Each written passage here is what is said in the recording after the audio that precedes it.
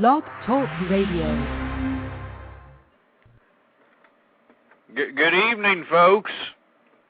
Can you hear me? Because this ridiculous BTR switchboard says that I'm not even on the switchboard. So there's a couple of people in here right now. This is an impromptu show. We're doing it late this evening because I had a pretty good show last evening, which lasted about 4 to 6 hours or something of that nature on Ozone's political intervention show. I just wanted to ask the people in the chat room if they can hear me, because right now the BTR switchboard is showing that I'm not even on the air. I mean, BTR has been kind of messing with me these days. They've been trying to, kind of utilize trickery on me. They cut off my shows in mid-show. They, do all kinds of precarious situations, and it's really disgusting. So, if somebody can tell me if they can hear me or not, here, let me type in the chat room. Let me go ahead and type in the chat room and see what's going on, and if they can't hear me, well, then I'll go ahead and call in once again to see if the switchboard can go ahead and rectify its problem and go ahead and broadcast me on a normal level up in here. It's unfortunate that BTR is having this kind of problems. Anyway, if you can hear me or not, you're listening to the True Conservative Radio. You're listening to Ghost. Okay, if you can't hear me, I'll go ahead and recall in. I'll go ahead and call in once again.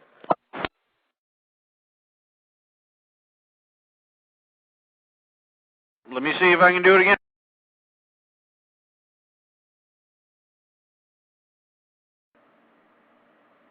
Okay, I'm hoping that I'm back on here. BTR's kind of being kind of screwy. I'm back on, and hopefully everybody can hear me. This is a late-night show, like I stated previous, and I'm sorry for the delay. This is True Conservative Radio, an impromptu show. I'm the host, the man they call Ghost here.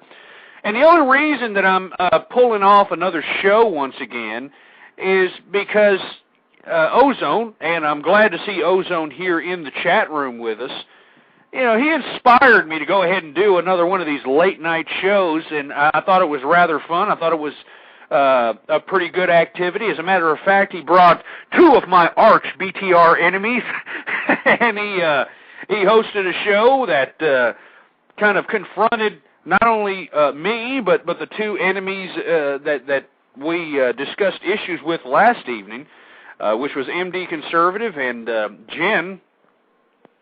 And obviously me and Jen still have our troubles, but me and MD Conservative were able to come to some sort of common ground, and at the same time, it was like a 6-hour broadcast, and it was probably a fun time, probably one of the funnest times that I've had online in probably a long time that I can recollect, and I just wanted to go ahead and throw another impromptu show, see whoever comes in, and I can see that I've got some people in here. Paul Bitson runs a great conservative radio show. If you happen to be hearing this show live or on the archive, I definitely suggest you go see his show. The Ozone, which runs political intervention, which is another good conservative show. I suggest you go out and look for that one as well. And Guerrilla News Radio, which is a great humorous show. As a matter of fact, I've listened to a few of their shows, and I really love the Tom Cruise show that y'all did there, Guerrilla News, which is Dan, by the way. Dan is the one talking for Guerrilla News at this point, but there's 3 guys on that show. It's a great show, so I'm glad all 3 of you guys are in here, and I'm just glad to do it. Anyway, this is an impromptu show. There's really no objective or any kind of subject matter on the agenda this evening. I'm just seeing what's going on out there, folks. I'm pretty disenchanted with the political system out here, like most of you know. I know that the Republican Party has embraced social liberalism. It's a sad situation. We're going to have more regulation, more government bureaucracy being implemented from a Republican if we decide to vote for him, or if you do the Ann Coulter, the Ann Coulter approach, which is Ann Coulter suggested she's going to go out and vote for Hillary Clinton as some sort of a protest against the Republicans. And I think that's malarkey. I think that's just garbage. And I like Ann Coulter. I think she's a conservative. But to sit here and suggest that conservatives should go out and vote for Hillary Rotten Clinton as some sort of a protest is just garbage. I mean, it really is. And like I've suggested, I'm just going to stay home, to be honest with you. I know a lot of Republicans, and this is what we were discussing last evening, they're pretty mad.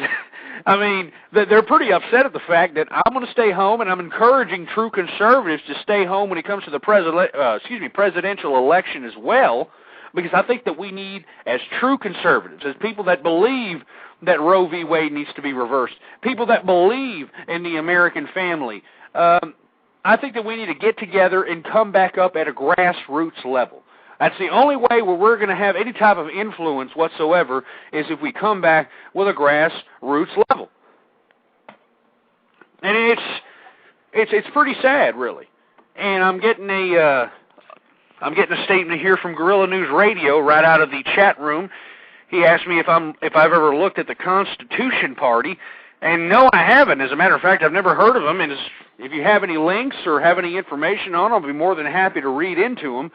Because let me tell you something, I'm so disenchanted, and I'm a lifelong Republican. I mean, I voted in a lot of elections, and I'm a lifelong Republican, and to sit here and watch the transition between conservative Republican into a social liberal Republican, I mean, this is what we're seeing. And it's really, really sad because, I mean, you even got true conservatives, or so-called true conservatives, leaders of the conservative movement, obliging themselves, saying that we need to just go ahead and just eat this crap sandwich and look back at the Republican Party with a crap-eating grin on your face and say, oh, yeah, it's really good food. No, I'm not going to do it. I'm not going against my own principles to vote for a social liberal like John McCain. And John McCain is like one or two issues away from being a full-out liberal. This is a man who wanted to use his authority to regulate boxing. Like, that's government's job. You know, we got all these people out here, Americans that are in economic peril, that are having a tough time feeding their families, and yet we want to go ahead and regulate boxing. You got McCain putting his name on bills that, especially McCain-Feingold, which is unconstitutional. It has financially retarded the Republican Party, and it's helped the Democrats that much more. I mean, you hear the amount of millions of dollars that the Democrats are generating, and it's based on the foundation of this McCain-Feingold bill. And then you look at the amnesty that the amnesty that McCain wants to give out under the McCain-Kennedy bill. I mean, he basically wants to give 20 million illegal immigrants who are devaluing the cost of labor in America. He just wants to go ahead and give them amnesty. Oh, they're just trying to give their families a better life. That's all they're doing. I mean, and that's the excuse. That's the humanitarian spin that these liberals try to put on this immigration issue. But what they don't understand or don't even want to acknowledge is the fact that these illegal immigrants are ruining the American dream for American families. They're ruining the American dream for the average, everyday American. And that's what's unfortunate. And on top of that, we've got to deal with the international community when it comes to economics. We're being outbid for manufacturing jobs by communist China, and believe me, I hate China. And I think maybe we should talk about this evening, since we've got some conservatives in here. China to me is just the great Satan, if you will. I mean, China is sitting here basically becoming the textile and manufacturing hub of the international community. I mean, you can't even go to a store anymore and look on the tags without seeing China all over the tag. You know what I'm saying? And what's unfortunate is that they're utilizing communism, this whole ideology of communism, to exploit labor out of their population. And who's making all the money? You know, I mean, they're paying their population, what, 15, 20 cents an hour? Who's making all the manufacturing dollars? The Communist Party. And it's just ridiculous. I don't understand why more Chinese aren't catching wind of this. This whole communist garbage that they're living under is a quasi-communist capitalist system. I mean, basically the Communist Party, which are the elitists in Chinese government, or the elitists in Chinese society for that matter, they are utilizing people to fulfill labor activities and to fill the responsibility of labor. And they're only paying these people not even a fraction, I would say a minute percentage or a decimal point of what these people are reaping the rewards on the international market. And I think it's sick, it's disgusting, and to be honest with you, I don't know why we're bowing down to China as far as America is concerned. What we should be doing is we should be treating China as a threat. I mean, look at all the goods they're bringing into our country. You know, you've got, what was it, the Aquadots? Or, I mean, I shouldn't say any names of any companies because I've been emailed by a couple of television shows that I've criticized. I've criticized Britney Spears' sister.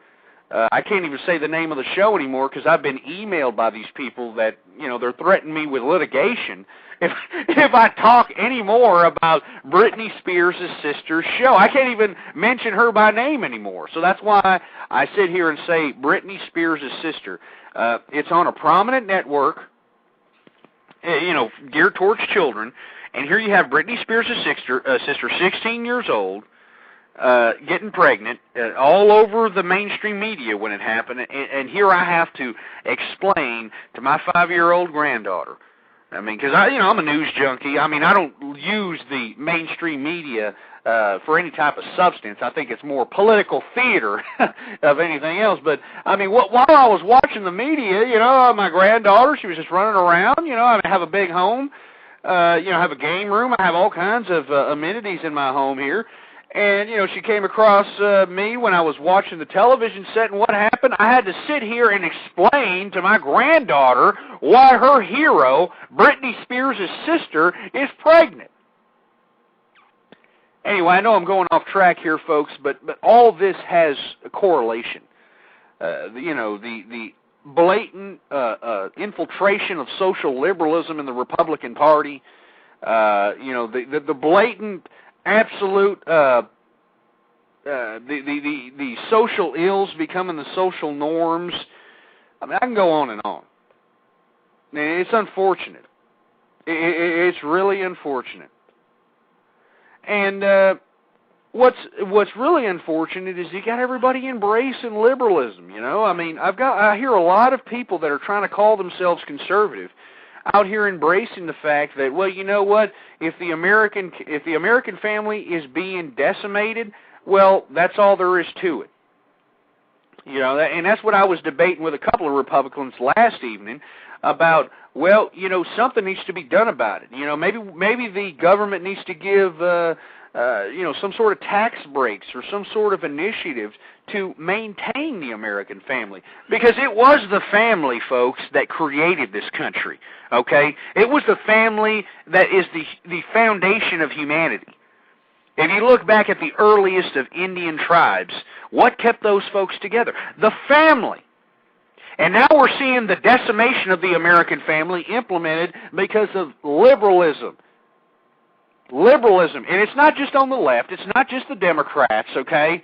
It's not just Hillary Rotten Clinton and Barack Hussein Obama out here.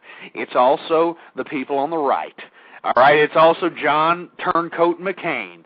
All right? And, you know, Mike Huckabee, this guy's the biggest joke of all time, okay? I mean, first of all, he's discrediting the social conservatives, all right? He is discrediting the social conservatives by making us look like a bunch of zealots. I mean, he's trying to say that we need to change the Constitution in something that looks like the Bible, and I think that's disgusting. Anyway, folks, it's just an open forum. This is an impromptu show. You're listening to True Conservative Radio. I'm usually on every Friday, Saturday, and Sunday, 9 p.m. Central Time. But this is BTR. Decided to go ahead and throw an impromptu show. Nobody throws shows on up this late, and I don't understand why. I mean, everybody gets bored. Everybody's just, worked hard. They have some time to themselves. They're surfing the Internet. They'd like to hear some sort of commentary, something that they can agree with, disagree with, like or hate, and that's why I'm up here. Anyway, I'd like for you to call in if you're listening, and you're more than welcome to call anybody who of any ideology. Please, 646-652-4869 is the number to call. And if you want to chime in about anything, just call in. This is a free format. Everybody knows that I'm a true conservative. I've turned, I know that a lot of Republicans hate me, but I've turned my back on the Republican Party. I've taken the Republican out of the show's name because Republicans are no longer utilizing conservatism as the root foundation of their party. And it's obvious by this embracing of John McCain, it goes to show you that we're seeing a transition. I mean, this is a new era we're going into here. And I really beg all of you that are out there that are conservatives that are trying to hold your nose and go into the voting booth and voting for John McCain based on party loyalty, I really beg you to reconsider. I mean, look at who you're voting for here. Do you actually believe that this man is going to abide himself to conservative principles? He hasn't suggested it at all. On the contrary, when he went to CPAC and made that big speech, I mean, he wasn't conciliatory. He wasn't compassionate. He didn't even want to acknowledge the fact that that he'll compromise his particular social liberal views to help implement some sort of social conservatism or help to facilitate conservative values. He didn't make any promises. He didn't do anything. All he said was, well, I need you conservatives to win. And Mike Huckabee, you notice there's really mathematically no way, all right? There's mathematically no way that this man is going to win the nomination for the Republican Party. And why is he continuing to run, okay? That's a good question. Why is the man continuing on? I'll tell you why he's continuing on, okay? He's trying to rally the social conservative base, all right? He's trying to rally all the conservative base and tout all this social conservatism and all this nonsense because he knows he's not going to get the nomination, okay? But he's touting all this crap so that he can deliver it to John McCain, so it can basically build himself up to maybe a vice president candidacy, maybe something in the cabinet. It's really sad what's happening to the Republican Party, folks, and that's why, I hate to say this, I hate to say this, but the Republican Party has been hijacked by liberals. All right? It really is. And Jimmy Skills asked, what is a conservative? What is a conservative? Well, conservatism, unfortunately, because the Republican Party has been hijacked by social liberals, they're trying to redefine what conservatism is. You got this, you've got this Nimrod John McCain. He's trying to justify that he's conservative based on his international relations, which means, he's for war and all this other nonsense. And at the same time, he's also trying to ride the fact that he's a fiscal conservative because he's against pork barrel spending. And that's also a bunch of nonsense because John McCain just recently signed in a bill to give away $10 million of taxpayer money to Arizona University. So, give me a break, McCain. You're farce. You're a farce. You're a sellout to the liberal establishment, and I will be damned, okay? I will be damned if I vote for this man. I've suggested I'm going to stay home when it comes to the presidential election. Because there's no conservatives. All we can do is conservative folks that, and when I mean conservative, I mean people that are pro-life, people that believe in the American family, people that believe that the social ills that are becoming prevalent in today's society are absolutely wrong. And what I mean by social ills, I mean people that are having 5, 6, 7 kids from 5 or 6, 7 different partners. I'm talking about 5 or 6, 7 different divorces.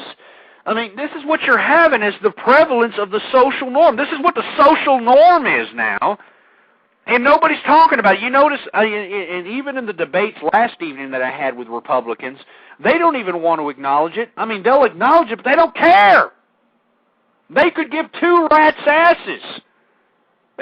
Honestly, they could give 2 rats' asses.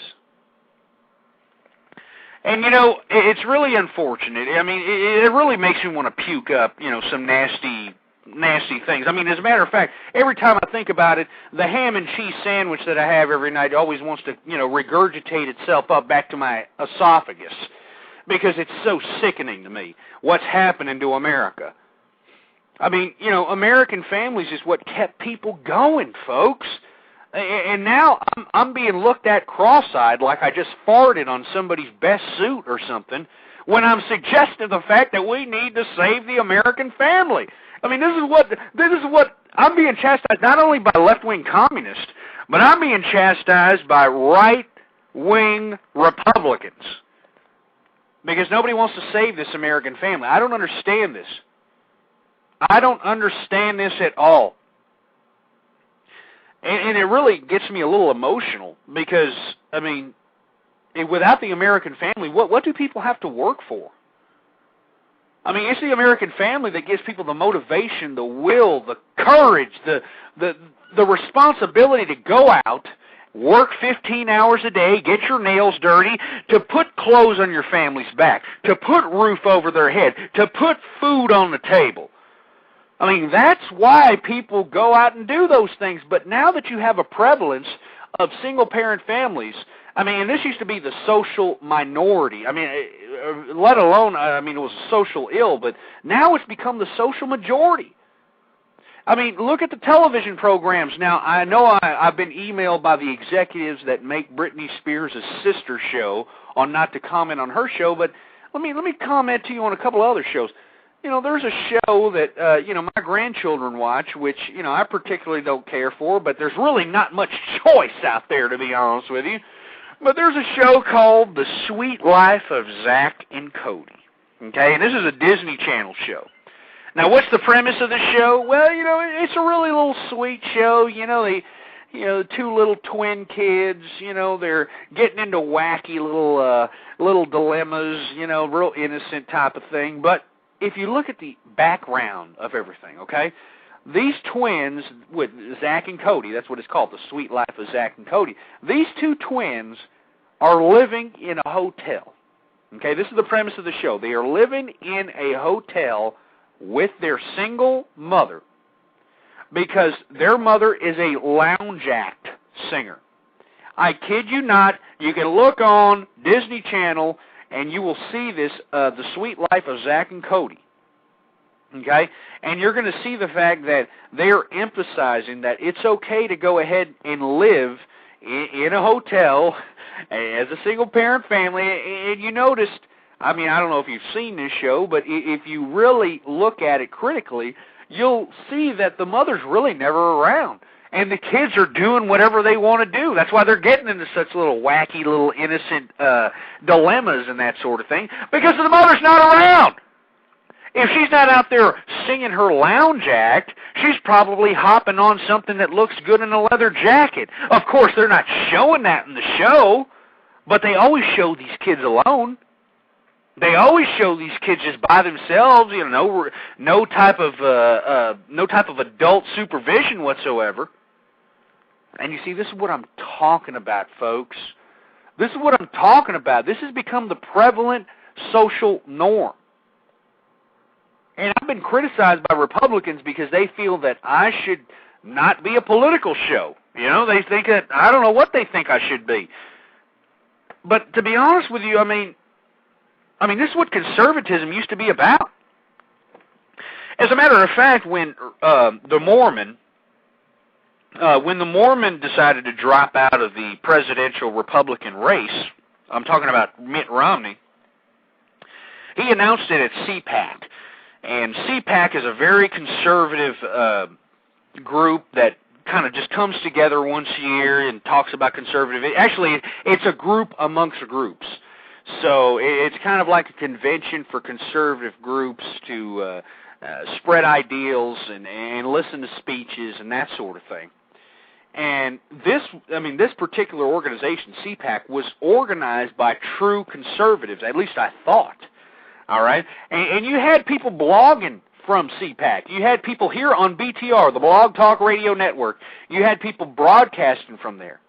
And especially one guy, this idiot Ed Morrissey, okay, who's the sacred cow around BTR for political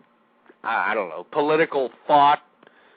Anyway, this man was at CPAC, okay, and he was grabbing people as they were walking. Hey, come here, let's be interviewed. Hey, come here. And he got a couple of people. He got one guy from the Heritage Foundation. He got another guy from Save the Family, some Save the Family organization. You know, true conservative groups. He sat them down, wanted their opinion on what happened. You know, they gave their insights on what Romney said as far as him bowing out of the race. And then Ed Morrissey asked him, well, what are the Republicans supposed to do? What exactly are they going to do since there's nobody really supporting the conservative principles? And you know what these idiots said? And I'm talking about people from the Heritage Foundation, a couple of family groups, you know, true conservatives. You know what they said? Well, you know, we got to vote for John McCain. We just got to do it. We just got to do it. I mean, just basically submitting to this guy. I mean, they are just going against their own principles that their own organization that they represent basically stands for. They're going against it because they want to maintain loyalty to the party. And I refuse to do that, and I've been chastised. I've been called all kinds of names. I've had personal attacks thrown at me, slanderous lies thrown at me, because I am sticking to my true conservative principles. And I am not going to vote for a social liberal that doesn't even want to acknowledge conservative principles. As a matter of fact, he thumbs his nose at it. I mean, he spits on conservatives. He doesn't even want to say, look, okay, I know that maybe we disagreed on certain issues, but hey, maybe we can, you know, compromise. Maybe we can come to grips on certain issues like this, and this. He doesn't even want to describe it. He doesn't want to talk about it. Because this man's a social liberal. And I feel sorry for most Republicans that are out there. And I'm a lifelong Republican, folks, and believe me, I've been alive a long time. Okay? And to hear the Republican Party bowing down to such a social liberal, I'm telling you, it really makes me want to puke. All right? I mean, it really makes me want to puke up nasty chicken grease and corn oil and cream of wheat and all kinds of nasty stuff and stomach plasma, the whole nine, because this is just disgusting. This is just absolutely disgusting. Anyway, folks, you can go ahead and call in and chime in with me. I don't mean to be, harping on the Republican Party out here, but, I'm a man without a party at this point, all right? And every true conservative is a person without a party, because the party has left us all, folks. It's left us all. Every true conservative, it just left us. And if you want to chime in about it, whether you're a liberal, whether you're conservative, I'd like to just give me a call. 646-652-4869 is the number to call. We're broadcasting live here at the Blog Talk Radio Network. This is an impromptu show, very late night. I decided to go ahead and do one because, partly because of boredom, but secondly, I had a great show last evening, very late. And literally, we had like a 6-hour show. I hate to admit that, but, we had some great political discourse. I confronted a lot of the Republicans that are on Blog Talk Radio. I don't know if most of you folks out here are avid Blog Talk Radio listeners, but there has been several different Republican hosts, a handful of them, that have dedicated whole BTR shows to yours truly. As a matter of fact, that's why I even had a show last evening. I was listening to Ozone. Actually, I got an email that Ozone was having a show very, very late last night. So I decided, well, you know what? Ozone is a good Republican, a good conservative. I'm going to go ahead and listen to him. So when I clicked on his show, what was the first thing? The first damn thing I heard. What was the first thing I heard? Oh, that ghost is a piece of garbage and all this slang. They were talking about me, man. I mean, they were talking about me here. And I've never even done anything, man. I'm a conservative, for Christ's sake. And these people were stabbing me in the back. These were fellow conservatives stabbing me in the back. Benedict Arnold's kind of pricks. Excuse my French, by the way, but I'm a little upset at the fact that these conservatives don't give two rats' asses about me. Well, not conservatives, but Republicans, I should say. Anyway, I'm looking here on a switchboard. We got a couple of callers. We're going to go ahead and start off with the 717 area code. You're on the air. Hey, Ghost, it's Dan from GNR. How you doing, Dan? Good to hear from you. You too, buddy. You too. Yeah. And we got one more guy, or one more person. Excuse me. We're going to go ahead and put them 360 area code. Hold on, let me push this again. This is not letting them on. BTR here. Hold on, 360. We're going to get you on the air in a second. We got to mess around with this ridiculous switchboard. All right, 360. You're on the air. Hey, this is Jimmy Skills from the Blog Talk Radio Show as well, and no apologies necessary. I understand how BTR works occasionally. Absolutely, absolutely. So we got you two gentlemen on. What's your thoughts on what I've been babbling about here late this evening? Go ahead, Ghost. You were on first, so I'm going to let you have that first one. Dan, you mean. Dan, go ahead, Dan. Dan. Okay, sorry. Yeah, no problem. Well, I mean, I know you're disaffected, you know what I mean, and that you're disenchanted with the Republican Party and stuff. I did send those links to you in your chat room there. Yeah, as a matter of fact, I did get them, and I'm definitely going to look into them. Do they actually have a candidate on the ballot? Well, they choose their candidate at their national convention, which is coming up here shortly. So then they'll have someone up and running. But they don't. Of course, they're kind of realistic in that they don't try to put somebody out there during this 2-year primary season because it's a waste of time and a waste of money. It really is, because the delegates are the ones that are going to elect the candidate anyway. Right. So, and they also are realistic in that they know they're building a grassroots party, and that it's going to take time, and so they're not blowing smoke up anybody's ass. They're not telling you, yeah, vote for us because we can win. They're saying, look, we're trying to build something here.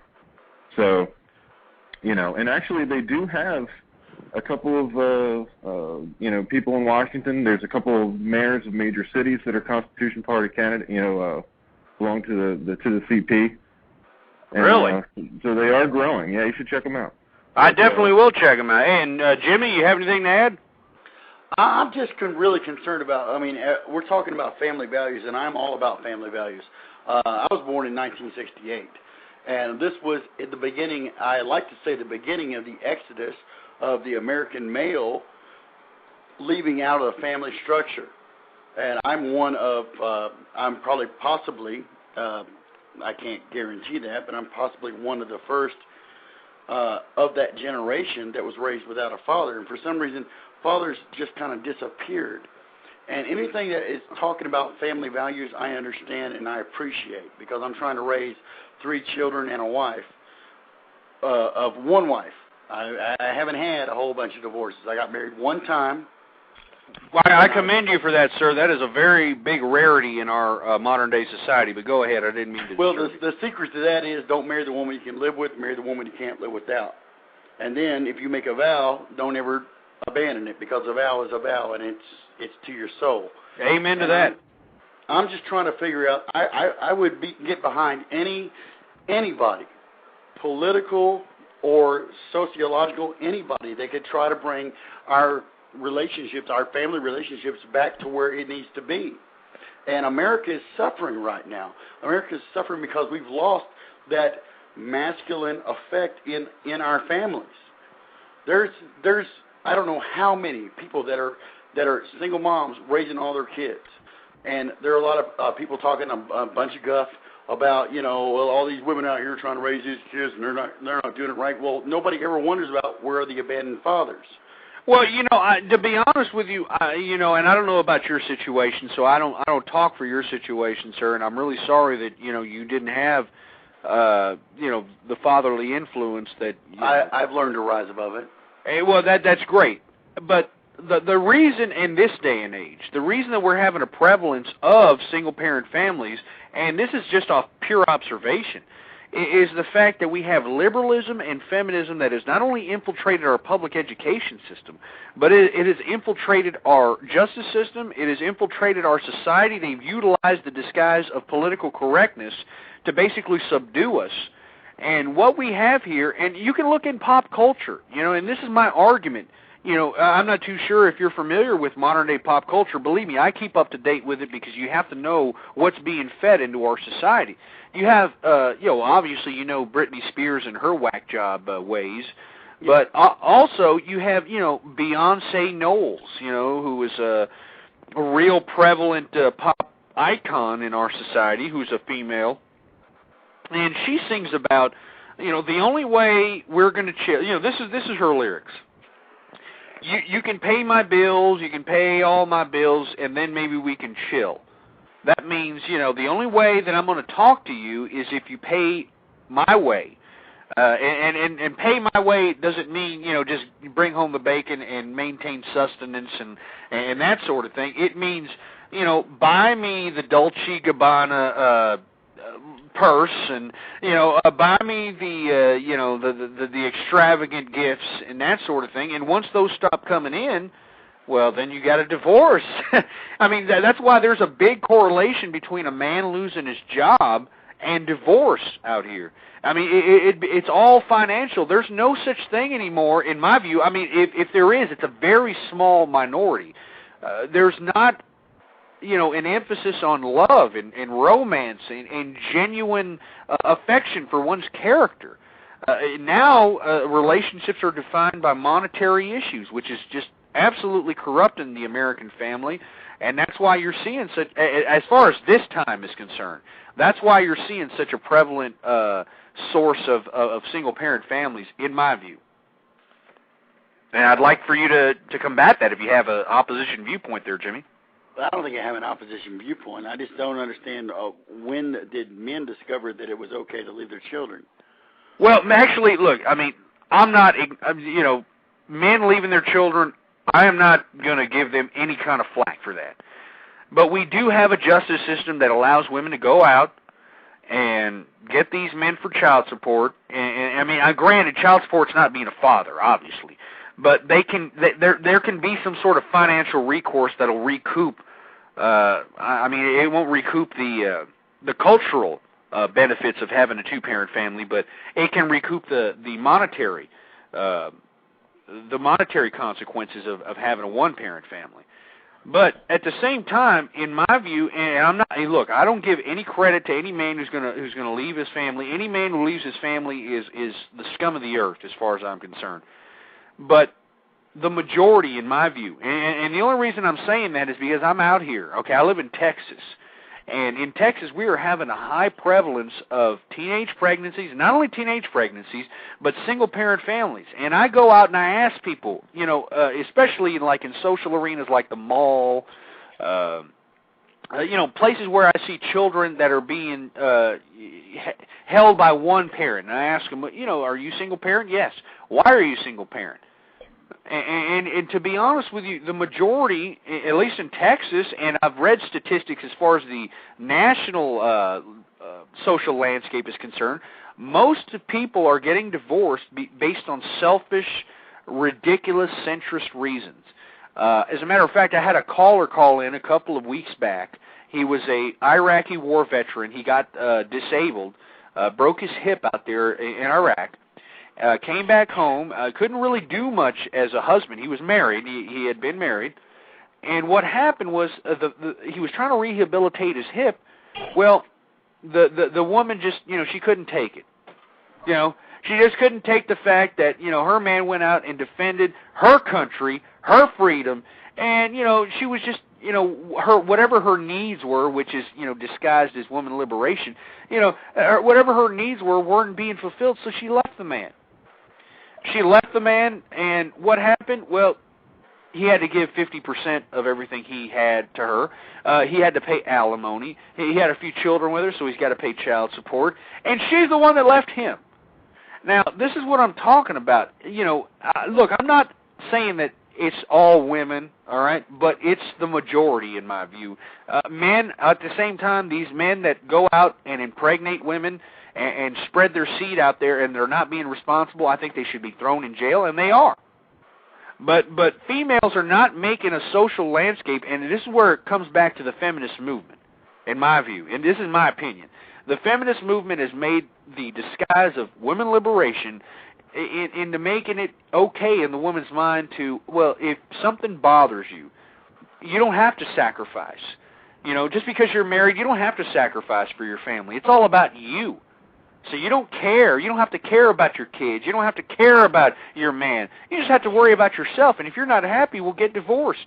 If you're not happy, well, then become single. And this is why we're seeing a prevalent of single-parent families. The social ill has become the social norm, and it's really sad. And I'm trying to do whatever I can, which is talk on BTR and, you know, a couple of blogs and that sort of thing to save the American family. I'd like both of you to chime in. I mean, am I a whack job like most of these Republicans? No, you're totally correct on that. I have 3 children. I have a 7-year-old daughter, well, about to be 7. I have a 3-year-old son, about to be 4, and I have a 2-month-old daughter. And when we were in the hospital having our daughter, we were the only couple there, and have been the only couple there in the last 14 months that were actually married. That mommy and daddy were actually married. We had a bunch of people having babies in that same maternity ward, and nobody was married. And I'm sitting there in the hospital that we were at. I had to make sure I filled out a card so I could get back in the maternity ward. And they're like, and what, and, you know, how are you connected to the father? Well, I'm the husband of the mother, and I am the father of the child. And they were just amazed. They were like, oh, wow, we haven't had anyone in the maternity ward in more than a year. Oh, man. And I felt so bad. So and you know, I'm not a quiet talking person. If anybody has gone to my Blog Talk Radio show, you're going to know I'm not somebody who's going to sit there and go, that might be interesting. No, I'm the loud guy at Walmart. Yeah, I'm same the guy here. that's like going, you know, if you don't get your kids straight here in the toy department, there's going to be a beat down. You beat your kid down or I'm going to beat you down. I started going off there at the nurse going, and you know, that is so sad, isn't it? Isn't it terrible that not more men marry the women they're impregnating and creating life with, and like, shh, don't say that. He's in there visiting his baby's mama now. And it's derogatory. What part of the country you live in, Jimmy? Well, I was born and raised in the South, and then when I say the South, I mean the dirty, poverty-stricken South, Arkansas. All right. 1973 there. You can say what you want to about it. That's why I had to move. I moved up here to the state of Washington. And Is that? You're talking about Northwest. Yeah. Okay. I'm in the Northwest now, Pacific Northwest. And it's a huge change. You go from a poverty state to the second highest cost of living state in the nation. It is a big old deal. And to be honest with you, are you in Seattle or around Seattle by any chance? I am in the shadow of Seattle. I'm about 120 miles out. Yeah, because let me tell you, Seattle is probably one of the biggest epicenters of liberalism, and that's probably why you're seeing such a prevalence of single-parent families out there. I mean, this is a liberal agenda. And the liberal agenda is, well, you know what, you don't need 2 parents. I mean, and you're seeing it through the media, you're seeing it through... Oh, yeah, they teach that. They don't want you... Actually, if you have a mom and daddy at the preschool that my 3-year-old son, about 4 years old, at the end of this month, at the preschool he goes to, we are barred from saying mommy and daddy. Wow. Because 80% of the kids that go there have a single-parent home. And it might upset people if my son mentions that he has a mommy and a daddy. Wow, man. That's terrible. Isn't that terrible? Well, this is the new America we're living in here, man. And you know, I know maybe you have a lot of disdain for the male, and rightfully so, sir. I mean, you know, I don't know your situation. As a matter of fact, we don't really need to know. It's just BTR, that sort of thing. And I'm sure that the male was responsible for just kind of walking out. And I'm sorry for that. And as a matter of fact, males that do that should be, they should be ashamed of themselves. Well, see, we've lost that ability to teach our children honor. At one time, there was a line you did not cross. You just don't do that. And we don't have that. You just don't do that anymore. Now, if you're 15 years old and you knock up a 14-year-old girl, well, you know what? Don't worry about it. And if I agree. You're 25 years old and you knock up a 23-year-old woman, it's the same thing. Well, you ain't got to worry about that. Pay for the abortion. It's wrong. I agree. It is. I agree. Do you want to chime in there, Dan? Sure. Yeah. I live in a very conservative part of the country, and by your guys' standards, you may think I'm lucky. But South Central Pennsylvania, right smack dab, pretty much right in between Philadelphia, Baltimore, D.C. I live in Lancaster County, Pennsylvania, the Pennsylvania Dutch country. And, it's, I'll put it to you this way. My father was told, we actually moved here from South Jersey when I was still in high school. Really? And when we moved, which was a completely different environment. I could imagine.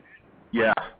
It's one of the reasons we moved. But my father was told that by some friends, neighbors of our new home, back there in the 80s, he was told by some neighbors that if he ever wanted to do anything in public life, he had better put an R next to his name. So that's where I live now. I mean, that Lancaster County, the county is the state is Democratic because of the cities, Pittsburgh, Philadelphia, Scranton, Wilkes-Barre. Yeah, the big metropolises. Right. But Harrisburg and whatnot. But out here in the country, in the mountains and the valleys, it's conservative. And absolutely, one of the greatest politicians in modern times, Rick Santorum, came from Pennsylvania, which I think is a great American. Yeah, Rick was a good guy. I voted for him a few times, and actually, he didn't live too far away from us. But I actually had a chance to meet him a couple times. He was a heck of a nice guy. Absolutely, he's a great American. As a matter of fact, one of the last true conservatives to be. To be honest with you, the last really true conservatives to be in office, and he was unfortunately defeated by, I believe he was a liberal, right? Oh yeah. Oh yeah. It's a shame. We won't even mention that one's name. Yeah, I'm not gonna because I know he's a liberal. But we got a liberal governor. We got Fast Eddie Rendell, and we have our nicknames for everybody. But it's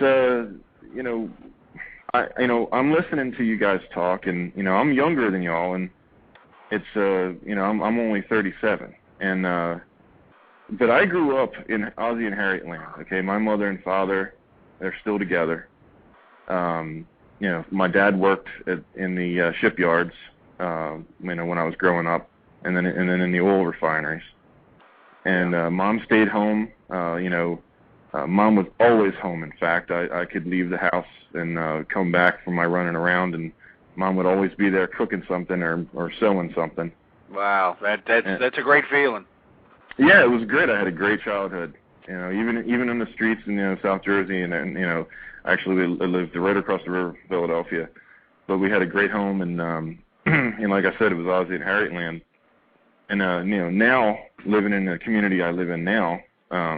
Which is a good one. It's a nice little town in the county. Even the public school system there, with all its flaws, is still better than most other places. Wow.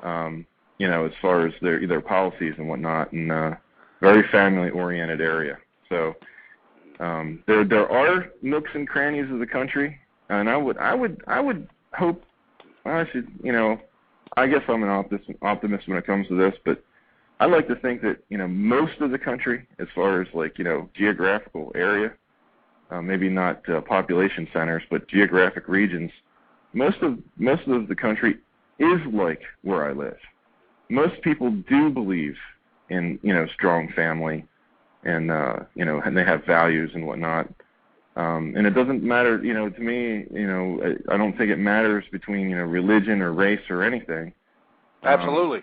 It's just like you said, Ghost, the media, and then the policies coming out of that, hole we call Washington, D.C., have, it's so corrupt that it gives it the appearance of, well, that's what's normal. Well, that's not what's normal. It's being socially engineered by not only the media, but, government as well. Like I stated, and I've stated this many times since our tax season has just passed here, you're going to have a lot of females out here that, because females typically take the children, even in a divorce or a custody battle.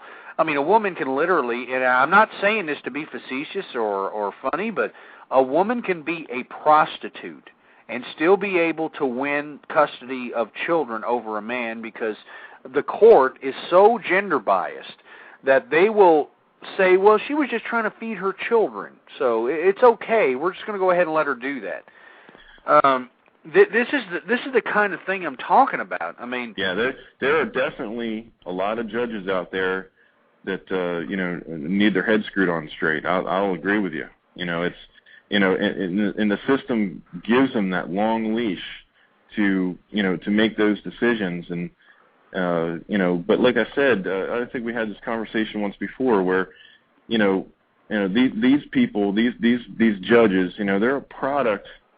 Of a lot of them, let's face it, are products of the '60s, and and the universities, and that's where a lot of this filth is coming from.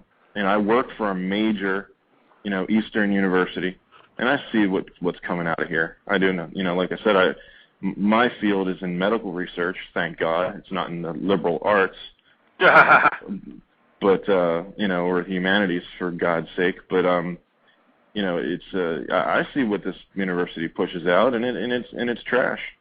It really is. I mean, especially in the universities, because in the universities they don't just hire professors year to year. They get tenure. I mean, at first, of course, if they're just getting in as an associate professor, of course they'll be year to year, that sort of thing. But once they pay their dues after a couple of years, these people get tenured, which means that they're guaranteed a contract for, like, 4 or 5 years, something of that nature? Well, it gets to the point where, they can't get rid of these guys. I mean, they can say the most outlandish things. As a matter of fact, I went to University of Texas a long time ago. I don't want to tell you when, but there's a University of Texas professor out here that's actually advocating eugenics, advocating the fact that the world, the Earth, needs to be depopulated by, I think, 4 billion people. I mean, this is a biologist professor suggesting this. Go ahead. I'm sorry, I didn't mean to interrupt you. Oh no, I was just laughing because I've heard about that. There's some really crazy theories out there, and and these universities give these guys a platform to shout their views on, and it's and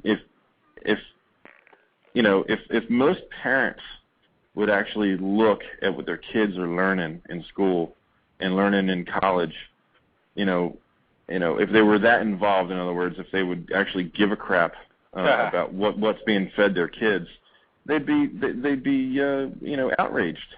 They'd be outraged, but they don't care. No, they don't. And what's unfortunate is that we're perpetuating this society via the government, via the justice system. We're just perpetuating that society. And this goes back to what Jimmy was talking about how he went into a maternity ward and was basically surprised at the fact that the nurses were trying to tell him to shush down because he was the only father in a mother and father family that was, seeing a child in the maternity ward. I mean, this just goes to show that first of all, you have to ask yourself, why is that happening? Well, you look at the media, and you can blame all these other these collateral, I should say, mediums that are influencing this. But you also have to look at the fact that the government is embracing this. I mean, we have a tax system right now. All these women that are out here, and it's very prevalent, okay, women, I mean, they have a financial incentive to have as many children as possible and be single. you know, that the average single woman nowadays is going to get $1,500 to $2,000 Right. a child this year in taxes, and that's not including any subsidies or any type of government programs or government assistance that was given to them because of the fact they were single mothers. Now, this is not perpetuating the family. I mean, this is actually encouraging females to go out and be single parents, to go out and, you know, just go ahead and, you know, have 6, 7, 8 different children from 6 or 8, 7 different partners, and they're going to get rewarded for it at the end of every year. And I just don't understand why not more people are outraged about this. And once again, I'm just going to finish this point. The reason they're not outraged about it is because liberalism is taken forth as the root of our society. I mean, just look at I don't mean to say our because I'm no longer a part of that social liberal Republican Party, but the Republican Party has embraced a candidate who does not give two rats' asses about the American family, who doesn't give a rat's ass about anything that's happening as far as the social ills becoming the social norms nowadays. And you see, we're just going to continue to perpetuate this activity. And look, and what I've always said, if you decimate the American family, if you decimate the family in any society, well, then these people have nothing to live for. They don't. I mean, their will is gone. I mean, what are they going to live for? They're not going to live for anything. I mean, the American family is the or I shouldn't say the American family. I'm a patriot, obviously, but the family itself, the world family, anybody's family, no matter what part of the international community you're from, the family is the motivating force to continue on, to continue to fight, to continue to work, to continue to do whatever it takes. And if you decimate the American family, well, you're going to have a lot of lost souls out here that could care less about their kids, that could care less about working, that want to embrace entitlement programs, that are more worried about self-centered ideas. I mean, this is why we have such a sick society. Go ahead. The thing that nobody really wants to talk about, okay, and this is a hard pill for a lot of people to swallow because, well, you'll understand when I say it, but I think personally that what we see happening to families in general, not just here, but, you know, Europe decayed before, you know, our decay started. Absolutely. You know, other places, you know, besides us, but we're following suit very quickly. But, when you say the family, the family stands on something, okay? The family had a beginning, and who founded the family? It was God. God founded the family. And, when God's taken out of things, when God's taken out of, the schools, when people turn their back on God, of course the family's going to crumble. Of course it is. Because you know what? Then it becomes our own definition of what a family is. Now, to some people, a family is, 2 guys and a kid. That's the definition of a family. Okay, but that's not God's definition of a family. So, like I said, that's a hard pill for a lot of people to swallow, but that doesn't necessarily make it not true. Absolutely. And, I agree. I completely, wholeheartedly agree. Jimmy, you want to chime in? About 2 years ago, I was going to put my daughter before she was in first grade. She was in kindergarten, and we had to put her into some daycare because I was working and my wife was working. And we were paying about $1,500 for child care. And we discovered that, and everybody was telling us this, even the lady at the child care was saying, well, if your husband would leave you, payment for your child care would drop to $50 a month. So if you could just convince him to leave you, you'll only have to pay just a bare percentage of this, $50 a month versus $1,500 a month. And that was a terrible thing. And everybody we talked to here said, well, Jeff, just lie and say, he left. And I'm like, no, I never left you. You're damn right on all of that. And that's what I'm saying, that we have a system that's encouraging this. It is. Systematic. It really is. It's a systematic destruction of the American family. And it's not just one area. It's just all facets of society. Media, government, the government was going to pay that $1,000, that $1,450, if I left my wife, and she was willing to tell them my husband left me. The government was willing to pay $1,450 versus us paying $1,500 out of our pocket. And it was a sad and terrible thing that I faced with. Yes, I understand the government, the current government that we have, is really trying to roll the family out. I encourage you, gentlemen, both of you, to really, really check into this Constitution Party, because a long time ago, Ghost, I'm actually surprised at you, sir. I'm surprised you hung in as long as you did, because this was a couple years ago that I was like, you know what, I'm done. Yeah, you told me about that, Dan. Yeah, I'm finished. These people, they left me. I'm the same as I was 10 years ago. Okay, now, like I said, I'm only 37, and I don't really believe you actually fully, grow a brain until you get into your 30s.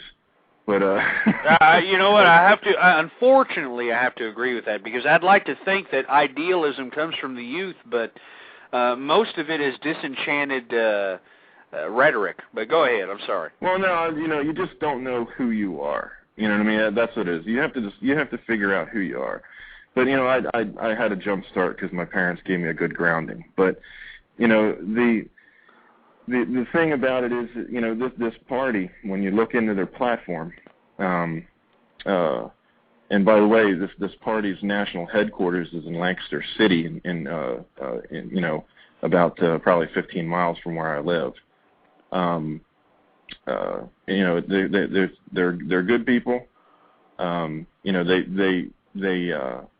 They talk about family. They talk about these issues and what they see as the solutions or the way to correct things. So it's not a church-based organization, but they do understand, and they state that this country was founded on biblical principles, our Constitution, our Bill of Rights, that the reason why things are as bad as they are is because we've gotten away from those things. So absolutely, we've gone away from those things. As a matter of fact, we're encouraging the social ills, and every time I talk about it, it seems that no one wants to talk about it. Everybody just wants to turn a blind eye to it. Now, I've finally analyzed this observation and suggested to myself, well, maybe it's because of this. Maybe it's because most people are victims, or no, I shouldn't say victims, because I should just say they are participating in the activity that I'm denouncing. For instance, I don't like the fact that people have 5 or 6 divorces, 5 or 6 different children from 5 or 6 different partners. And it seems to me that the reason more people aren't talking about it is because they're, I guess, participating in what I'm speaking of as the social ills. And it's really unfortunate, and this is what I'm talking about. The social ills are becoming the social norms, and once that happens, when a man like me just tries to stick up for the American, I hate to keep saying the American family, but the family itself, world family. I don't care if you're American or you're in Australia or if you're in Germany. We need to put emphasis on the family, because once the family's gone, I'm telling you, people have nothing to live for, nothing to work for, nothing to care about.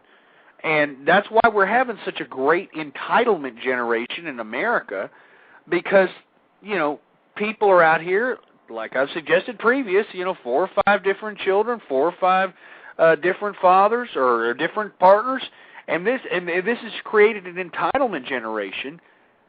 And, if you don't have the will to work, you're not going to have the will to fight. So that's why you're going to have this incremental communism, incremental socialism that's being pushed forth, not only by the left-wingers, but now, like I've seen here with John McCain's nomination, with the right wing of the political American spectrum. It's all-encompassing. We're talking about families, and we're talking about divorces, and we're talking about behaviors, people's, their decision-making. And, but it goes beyond that. because what we were talking about before, it goes beyond the family. It started there, but it has gone beyond that because look at the welfare state. In my house, I was always told, you work so that you can eat. Absolutely. And it goes to other things as well. It's very broad-based, but it all comes back really to one thing: principles that were once adhered to that are no longer adhered to, based on Judeo-Christian ethics and good old-fashioned American values. And they're like you said, the media and the government, certain folks in the government, they've turned their back toward it. And absolutely, they've turned their back to it. And by the way, everybody who's listening in, I really appreciate it. This is an impromptu show here. I mean, I was inspired by the last evening's show that we had, and Dan from Guerrilla News was there. I mean, it was pretty, weird, a mess, but fun at the same time. I'd like for all of you to chime in. I mean, we're just talking about different issues. It's a free format show. I encourage all of you listening, give us a call. There's a bunch of open lines, 646-652-4869. And, Jimmy, I know you've been kind of quiet. Do you want to chime in on what we're talking about here? Oh, my time runs late, my friend, but I'm going to tell you right now, Ghost, I am really, really impressed with what you're doing. I did not know what conservative and liberal was, but right now I can tell you, I truly believe that my family values are right there with the conservatives. So you won one over. Well, I appreciate that, sir, and let me tell you, I don't believe the Republicans that are out here nowadays. I was a conservative Republican. As a matter of fact, the name of this show was called True Conservative Republican Radio. But with this new Republican Party that is nominated a social liberal like John McCain, who could care less about the American family, who wants to put more regulation on our lives, which is against the Republican principles, by the way. I have denounced the Republican Party. I mean, the Republican Party, the root of it used to be social conservatism, which was, perpetuating family ideals, perpetuating a conservative lifestyle. At this point now, I don't know what the Republicans are about, but they're on the same lines as the people on the left. And it really makes me sick to my stomach. And, I mean, I'm a lifelong Republican. I voted for Reagan twice. I voted for Nixon. I mean, look, I don't even want to get into how old I am, but I'm just saying, I mean, I've been... You said Nixon. You said Nixon. Yeah. And I voted for a long time here, and it's just a shame to see. It's a shame to see the Republican Party turn into a social liberal apparatus, just like the left-wing Democrats that are out here. It's really sad. And, the Democrats, what are they for? They're for more government. They're for more regulation. They're for more taxes being rendered from not only the businessman, but from the average, everyday working man. Paycheck. And that's not what I'm for. I'm for freedom. I mean, I want freedom and that sort of thing. But at the same time, we have a society where, like I've stated previous, the social ills are becoming the social norms. No one's talking about it. I'm the only person talking about this issue on Blog Talk Radio.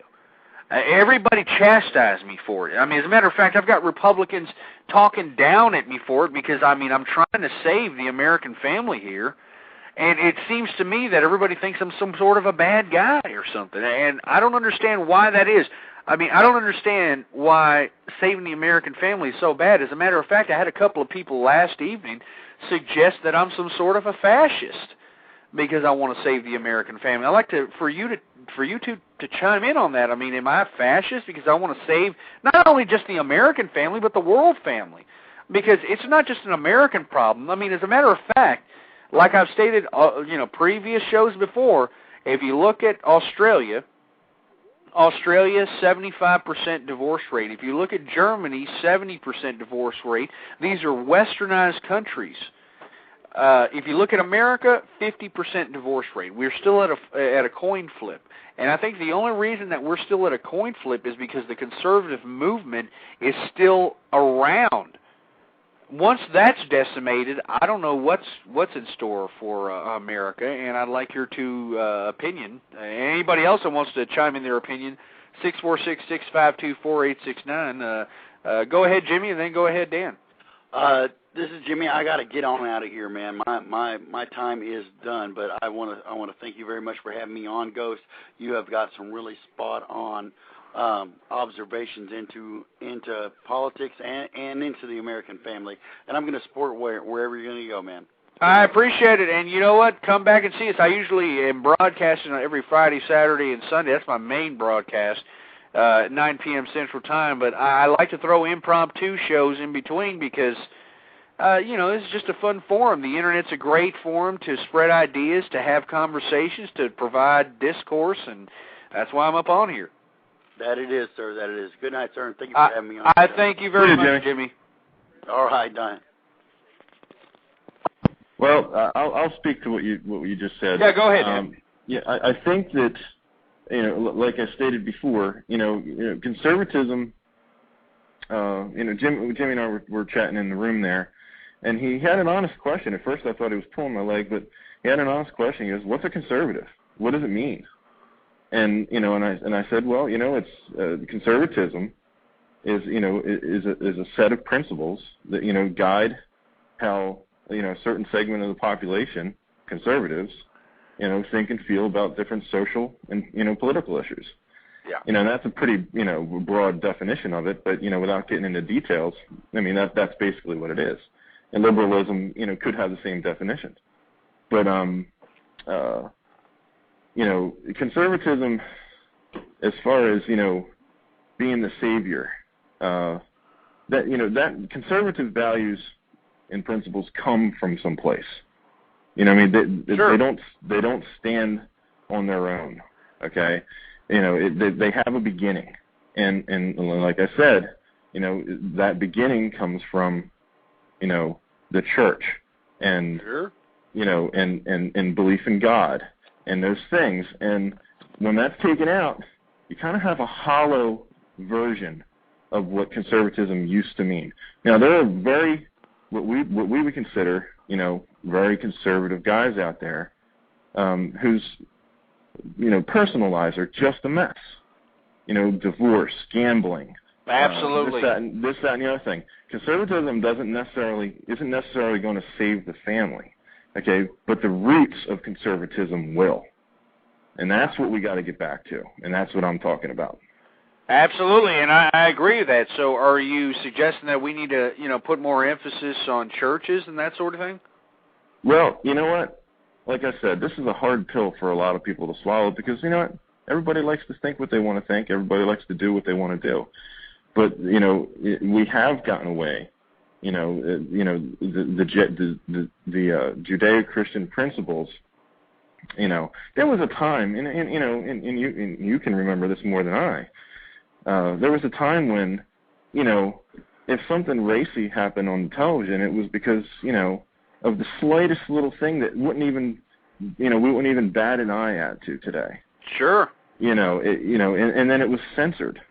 Now, look how far we've come. Absolutely. I mean, and not only that, I remember a time when it was shunned. I mean, you were outcasted if you had a child out of wedlock. Right. I mean, you had females, and look, I mean, it looks bad in retrospect when females that had children out of wedlock would have to pretend that that was their little brother or something of that nature. But at the same time, I mean, it kept society in check, so to speak, and I don't mean to say that as any type of an authoritarian moniker or anything of that nature. I'm just saying that... You know what? You always catch, someone like you that always, that mentions that. It's going to always catch flack. You know why? Because people, we live in such a humanist society. Like I said, everybody's turned their back on God. Everybody's turned their back on faith. And even if they do have faith, a vast majority of these churches are based on basically, do what feels good. You know what I mean? They don't necessarily, believe in black and white, what's in the book. You know what I mean? Absolutely. They're teaching around, the truth. And the thing about it is this, you're gonna say these things, and you're gonna always catch flack for it. But you know what I always think about? When someone gives me flack for saying something about, there should not be single parent families, or it's a shame when I see, babies being born out of wedlock. Well, and they say, well, you know what, you're a dinosaur. I hear that on a consistent basis. then what I say to them is this: okay, well, ideally, what would be best? And then, of course, the answer is a mommy, a daddy, and the baby. Okay, that's ideally what's best. Sure. So why not shoot for the ideals? Why do we have to succumb to the crap? Why can't we as a society say, you know what, we're going to push for the best? Well, it's because you have a system, and this is liberalism once again. Liberalism, I like to call it social and political romance because it sounds good on paper. Everybody's going to be helped. Everybody, it's freedom. They try to disguise it under freedom, but, I mean, with all due respect to folks that think they're really free, I mean, they're really not free. I mean, they're actually subjugating themselves by their own social ills. I mean, you look at all I hate to keep saying females because then that makes me, and that just puts resonance in all the feminists that are out here saying that I'm some sort of a sexist, misogynist pig or something. But females do end up with the children, okay? And I don't know about the rest of the country, although I've looked at the statistics. I mean, there's a lot of single-parent families out here with multiple children. And in Texas, I don't know if it's an epidemic or what, but you have a lot of people out here having at least, at the very minimum, 3 children before the age of 25, and I'm talking about females. 3 children before the age of 25, and they're single. Mm-hmm. And what's unfortunate about this is that there's just no way to stop this at this point because liberalism has disguised liberation, freedom, under this moniker. It's okay to go ahead and have, 3, 4, 5 kids because it's your freedom to do so. And look, I'm all about freedom, okay? I really am. But what they're doing, indirectly, and what these liberals don't understand is that by having these children, they're making themselves more conducive to entitlement programs. And what do entitlement programs do? Well, those are programs given by the government. And if you're given things by the government, you're going to be oppressed by that government. You're going to be in control by that government. If government is going to give you subsidies and entitlement programs and tax cuts, the whole subsidized housing, the whole shebang, well, you have no rights anymore because the government's giving you everything. And this is my point. And this goes back to what the Republican Party used to be about, is about less government. And you see, this is where we had a debate last night about, what government's role is as far as saving the American family. I mean, hell, if they're going to embrace the dissolution of the American family, I think that the American people and conservatives need to stand up and say, hey, you need to embrace the American family. Right.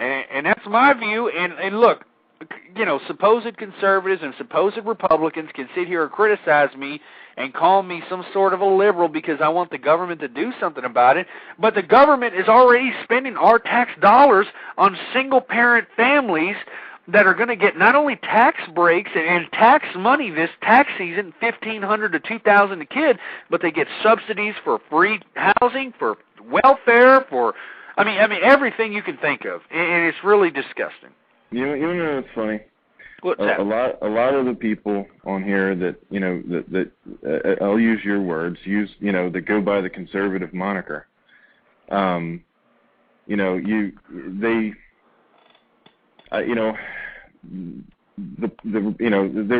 clinging on to the Republican Party. They really are.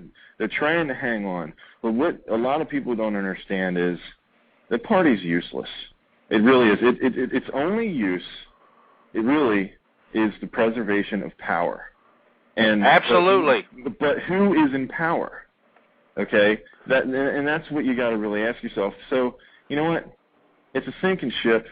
It doesn't represent us anymore. If you're really conservative, it really doesn't represent you anymore. Jump ship and go someplace that is conservative. Let me tell you something about these Constitution Party people. These conservatives that are hanging on to the Republican Party, if they don't know, if they haven't read this platform from CP, they don't know what a conservative is. I can't wait until you read it and I talk to you again. I'm definitely going to read it right after this show here. But I'm telling you, if you're hanging on to this party, if you're hoping to change it and turn it around, let me tell you for two things. It ain't going to happen. Okay? And the second thing is, best thing to do is let it go, let it die, and start again. Start again with a new party, and it'll be strong and be the way you want it to be. And that's what I've been advocating, is that we need a conservative party or something that, is like a conservative party.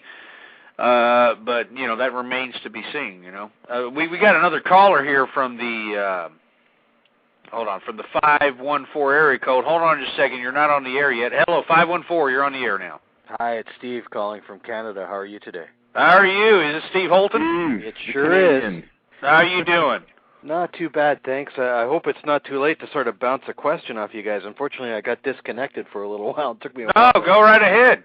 I'm just curious. I myself am actually conservative. I know that's hard to believe coming from Canada. I understand. Our conservatives are pretty. I actually met a couple of conservatives from Canada, but go ahead. They're pretty soft, but I'm looking at McCain, and I can understand why people look at him and say he's not really conservative or he's not respecting the core Republican values. But I still can't help wonder, is he still not a better choice compared to, God forbid, Hillary? Even Obama is a nice guy, but I just don't think that having him sort of in the U.S. Let me just say this real quick. Yeah, sure. Steve, I understand where you're coming from, and that's where a lot of Republicans in this country are right now. It's the lesser of two evils or lesser of three evils. But you know what? There comes a time, and Ghost is one of them. I did it, about 2 years ago because I was fed up with the Bush administration myself, not representing me. Not doing what I sent him to Washington to do. Mm-hmm. But you know what? There comes a time where enough's enough. You can, like I said before, just a little bit ago, the only use this party has is for people who call themselves conservatives to have something to cling on to, which is power. Right. Okay, but who's in power? It really does matter. It really does matter what these guys do. Absolutely. And enough's enough. Okay, so McCain gets in, okay? Well, then you have 4 or 8 years of moderate to leftist center policies. And you know what? It's not good enough. I'm saying no. Enough's enough. And you know what? If Hillary gets in, you know what? So be it. So be it. Because you know what? To me, what difference does it make if I go down the road and I get there, if I'm going 20 miles down the road, Hillary's going to get me there faster to my destruction.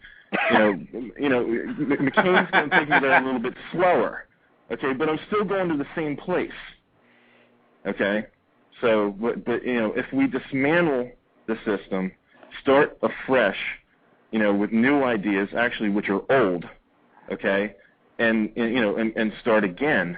Then then we can start seeing real change. These people, they call themselves agents of change. They're not agents of change. Okay, because we've been going down this road for a long time, for 30, 40 years. I can agree with you in principle, and in fact, we saw this same kind of revolution happen in Canada briefly, where our Conservative Party here was basically becoming a centrist party, and there was a grassroots movement with a new type of party called the Reform Party that was created. Now, since then, it's been refolded back into a new conservative party. But in Canada, we can do that because we're a multi-party system. Do you ever really see the U.S. breaking away from the Republicans versus the Democrats? Like, whether it's an independent, whether it's an independent party, whether it's a true new conservative party, do you really think your system will ever allow for that? No, and you know what? That's what I've commented on, is that we're never going to see that. And the only reason always been a two-party system. For the longest time, this country has always been based on two parties. But parties have died. Yeah. Okay? Parties have gone away. The Republican Party was about brand new. Lincoln was the first Republican president. So, now that may seem like a long time ago, and in our young history, it is. But it can happen. But you know what? I liken it to everybody's complaining about baseball down here right now, right, and the drugs and and all that stuff. But you know what? If people stop buying tickets, guess what? They might change the policies. They might see baseball cleaned up. But exactly. We're going to keep buying those tickets.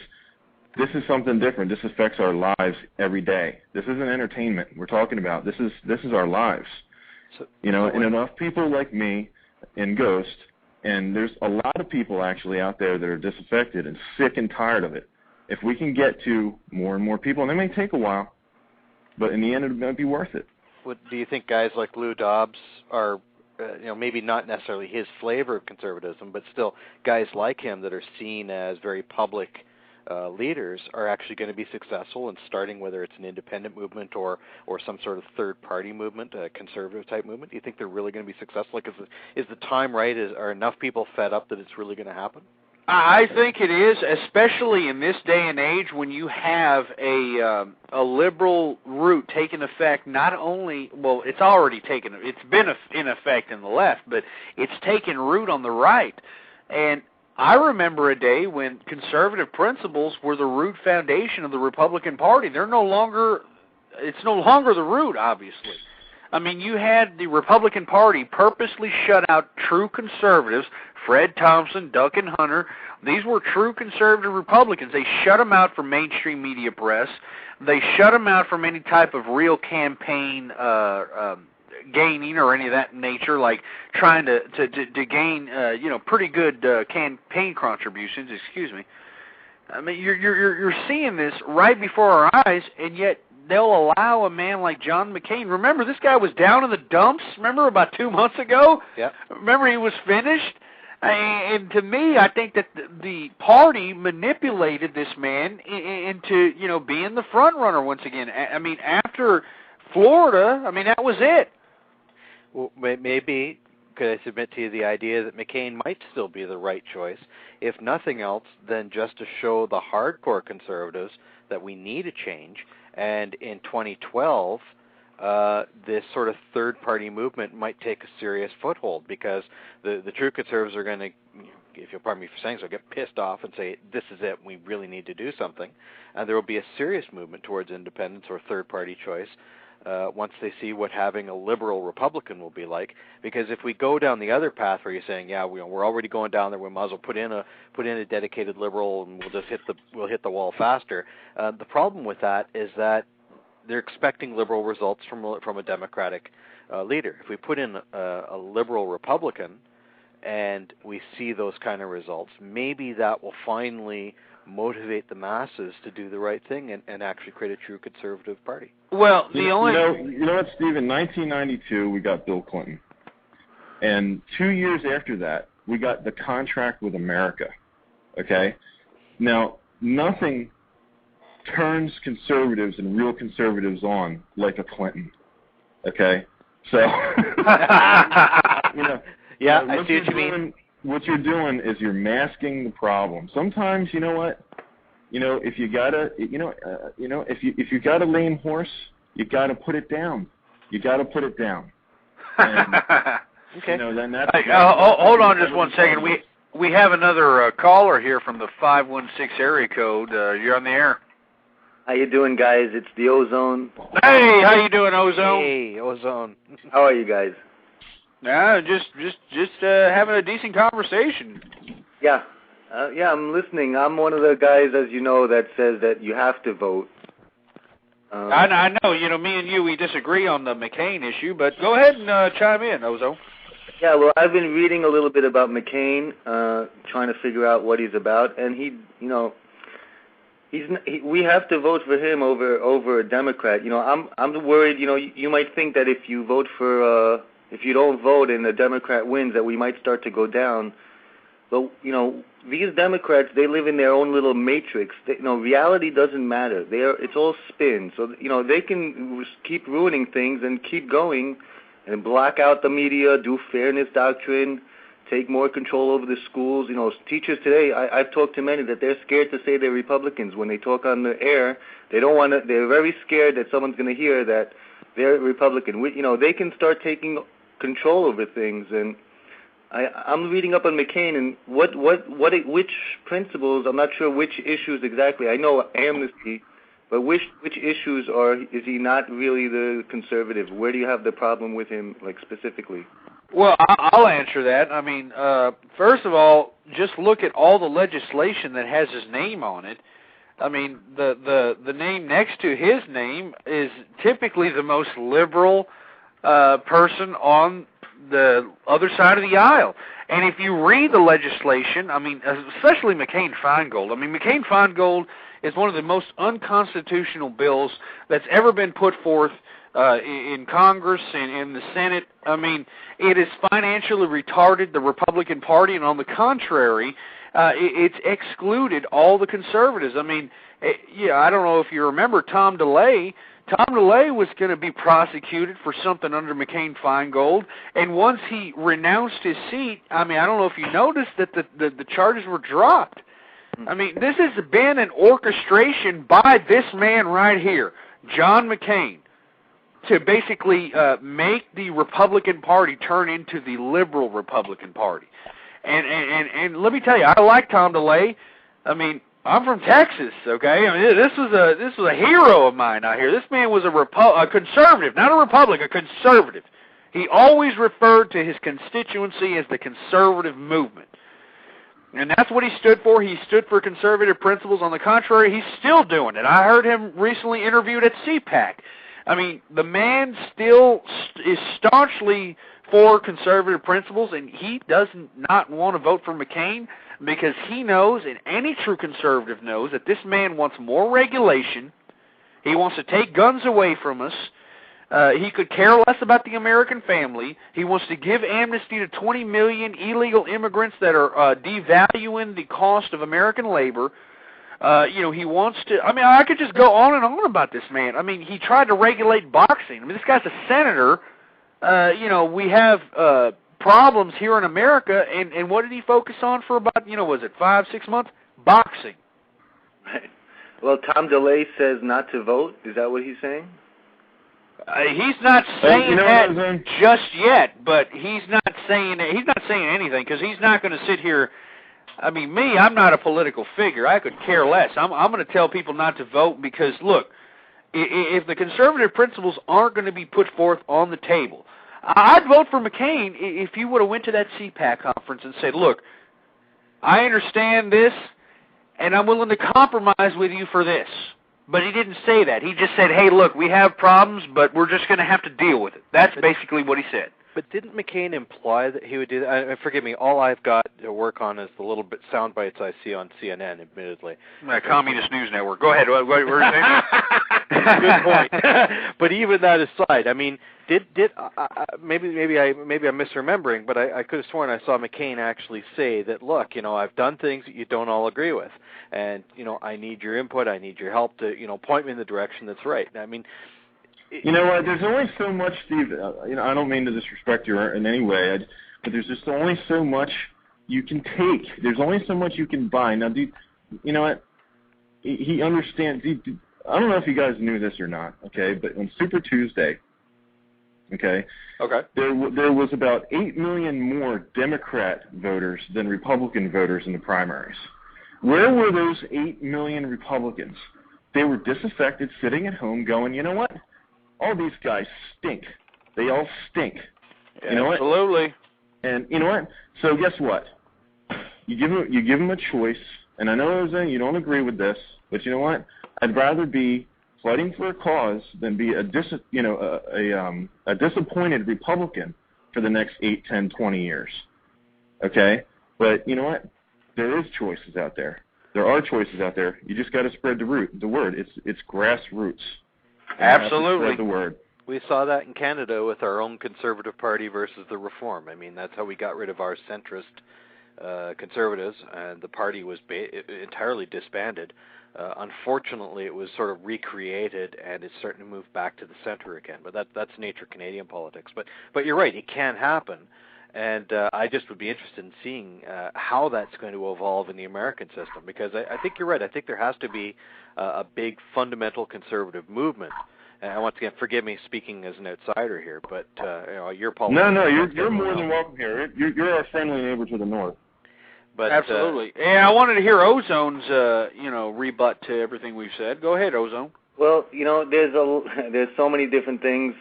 One thing that, I have a brother that he's not into politics, but he sees the news and he hates Bush and he thinks Republicans are evil and he thinks we should have universal health care, but he doesn't follow anything. But he said, he hates Republicans, and he said, you know what, based on the choices we have now, I'm going to vote for McCain because he's the best choice, and he's more of a moderate, and he's not considered like a right wing. And he said, maybe, what if it's true that the only candidate that now, in the atmosphere we have now with 8 million more Democrats voting than Republicans, what if right now this atmosphere is one where there's no chance where a Republican will win unless it's someone that can be considered by Americans not the right-wing Republican that they've been brainwashed to hate?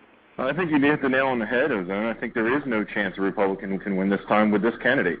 Absolutely not. And maybe if Hillary Rodham wins the election, or wins the nomination, maybe McCain has a shot. But if Obama wins this nomination, I don't think McCain has a chance, to be honest with you. I mean, Obama, and I hate to say this because I think he's a Marxist, closet Marxist, but I think, to be honest with you, I mean, he has said less to be partisan than Hillary Clinton.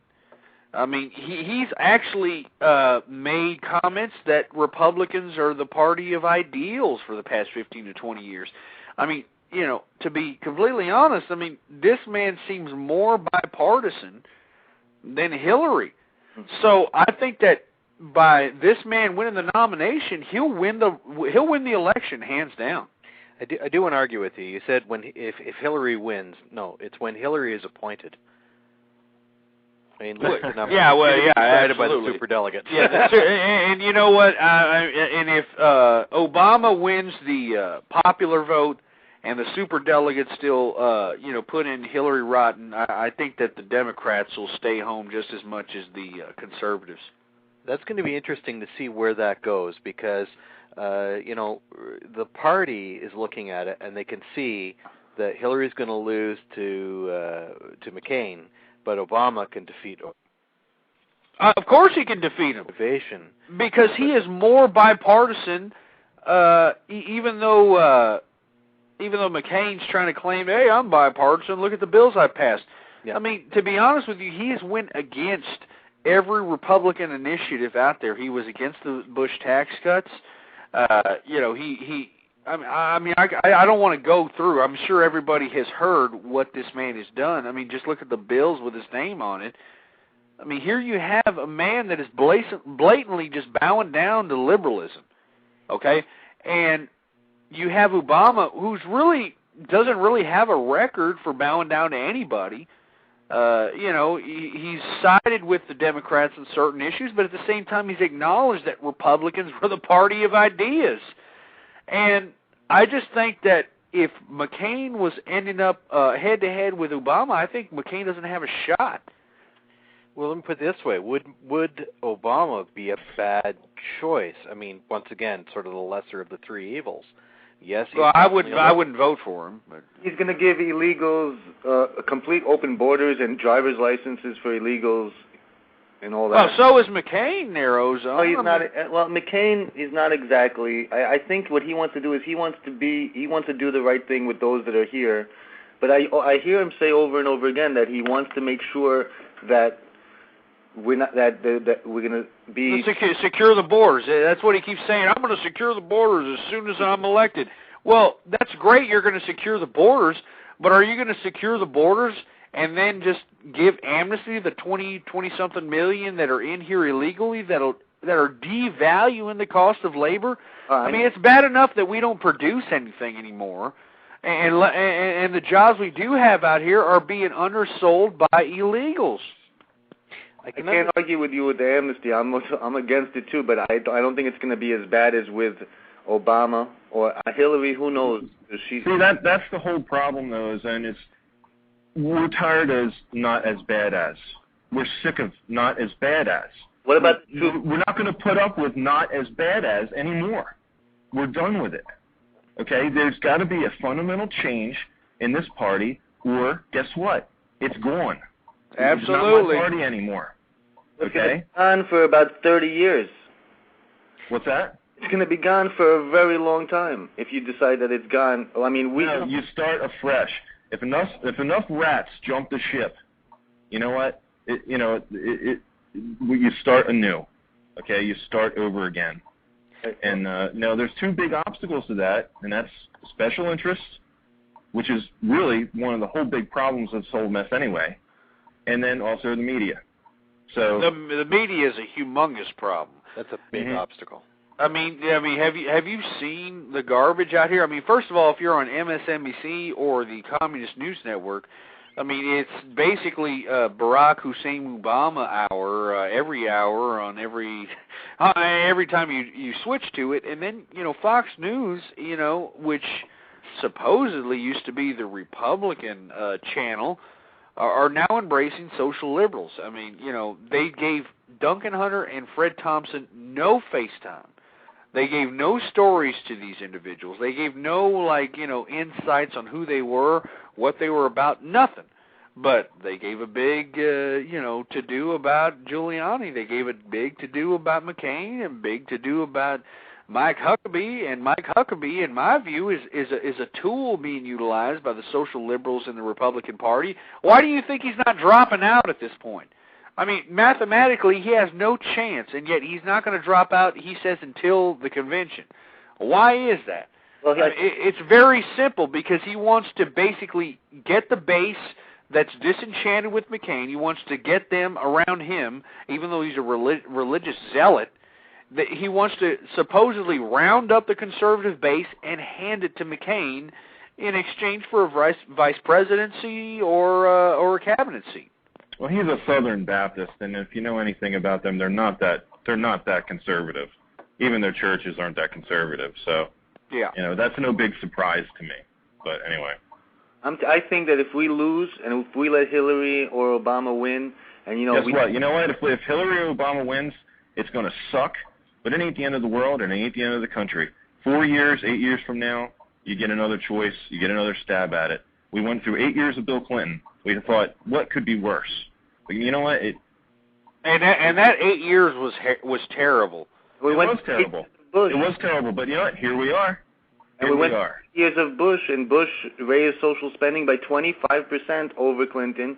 He was going to sign the amnesty bill that the Democratic Congress didn't send. No, well, the only reason that he was going to sign the amnesty bill, he initiated a guest workers program that'll send them back after they're fulfilled their labor responsibilities.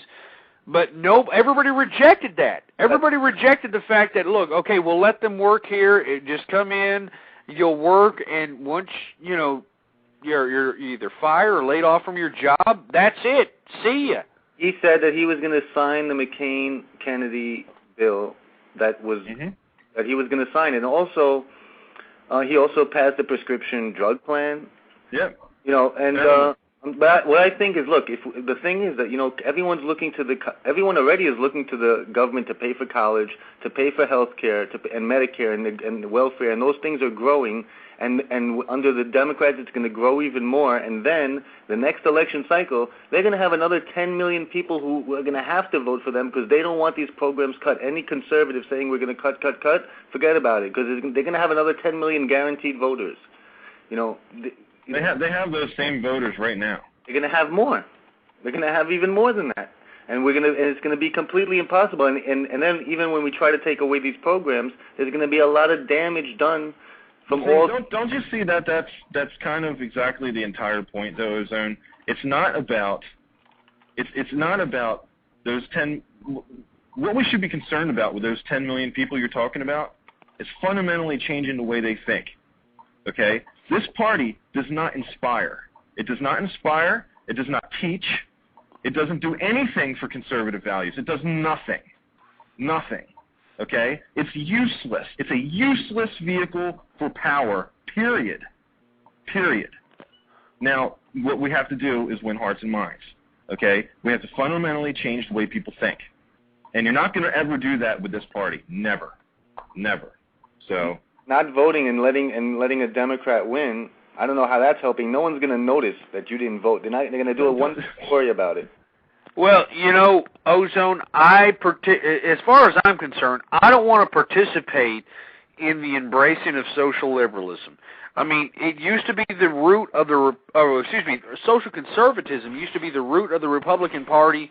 Now, social conservatism has been put in the back burner, and they could care less that the American family has been decimated. They could care less about any of the social ills that are becoming the social norms.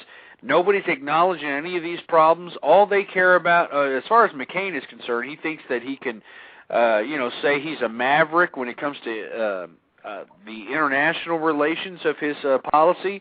And he thinks by saying pro-life that makes him a conservative. If you take away those two issues, this man is a liberal and a half. You take away those two issues, this man is a liberal piece of trash. And I refuse to sit here and give my vote. I have been a lifelong Republican. I refuse to give my vote to a piece of trash who's just going to submit to liberalism. There's just no way in hell I'm going to do it. And let me tell you something. I don't care what. Either way, it's a crap sandwich. You know. Either way, I'm gonna eat. You know, I hate to say this word, but shit. I'm gonna eat shit. It's like that for a lot of voters. We're only 1 in 300 million. No one, and there's only 1, 2, 3 candidates. Always there's millions of people that this is not their perfect guy. It always happens. I feel like it's don't you see, though? It's not about not being perfect. There's nobody perfect, okay? What it is they've given me somebody that I can't vote for. I can't. I'm not going to go against my principles and vote for this guy. Wait, let me ask you a question. If right now they were running Hitler and McCain, can you vote then? Oh, come on. You know what? Ozone, come on, man. Okay. You gotta be. Kinney, you get your feet back on the ground and we can talk. Sheehan, McCain. I mean. You don't give me questions like that I can't answer because No, but how? Yeah, I mean, Ozone. I mean, come on, that's a horrible comparison. How far are you willing to risk not voting for? I mean, how far are you willing to risk not voting for? I'm saying if no candidate is good, your problem is you're clinging on to this party. And nobody out there, for some reason, people can't see that we don't have to use this party as our vehicle. We don't. It's not set in stone. It's not set in stone. No, it's not set in stone. There was no Republican. Something else. This country has gone through tough times before. Go ahead, Ozone. This country has gone through tough times in the past, and we're going to go through tough times in the future. You know what? We've gone through civil strife before as well. Look, you know what? If Hillary we have a choice. We have a choice. This is our right, something we have to make a choice. Even if there's no Republican candidate, if my choice is between Hillary and Obama, I'm going to learn about every one of them, and then I'm going to vote. I'm going to use my right to vote to try to push the person who will be better, and that for the country, because this is our country, and we got to make sure we can put the best possible guy from the ones we have. It's a struggle from left to right in the country, they're pushing left, and they're pushing hard, much harder than us, and we have to push right, and sometimes we're losing. We're all moving left. We still have to keep pushing right. We can't say, oh, let's teach them how left. long? You asked me a question, a pretty outlandish question. I'm going to ask you something that's a lot more realistic. Okay. How long are you willing to vote Republican and go left? How long? Until you are the Democrats? How long are you willing to do that? I'm going to vote for the most right candidate every time. Then you are going to wind up on the left side of the room, my friend. And how is not voting going to change that? It's not going to change. It's not going to change either way, Ozone. I'm choosing a candidate, and I'm going. If I have to write him in, I will. Absolutely. I'm voting for a guy from a party that hardly anybody's heard of, but they're out there and they're growing. And I'm choosing to be part of a movement, a grassroots movement for conservatism. Okay, so you know what? I'm not bowing out. I'm just choosing to vote by my principles. That's period. how Clinton. That's how we got Clinton for 8 years. Clinton got less than 50% of the vote every time he won. He never got more than 50% of the vote. You never answered my question, by the way. How long are you willing to vote moderate until you wind up as a leftist? You're going to be voting for Hillary Clinton in 20 years from now. I'm telling you. If I'm going to have a choice to be able to choose which one I can have, 20 years from now, the Republican standing up there wanting you to vote for him is going to be saying exactly what Hillary Clinton is saying today. Guarantee it. Look at the last 20 years. Okay? Absolutely. How long are you willing guarantee to do that, my friend? How long are you willing to do that? Until you are voting like a socialist?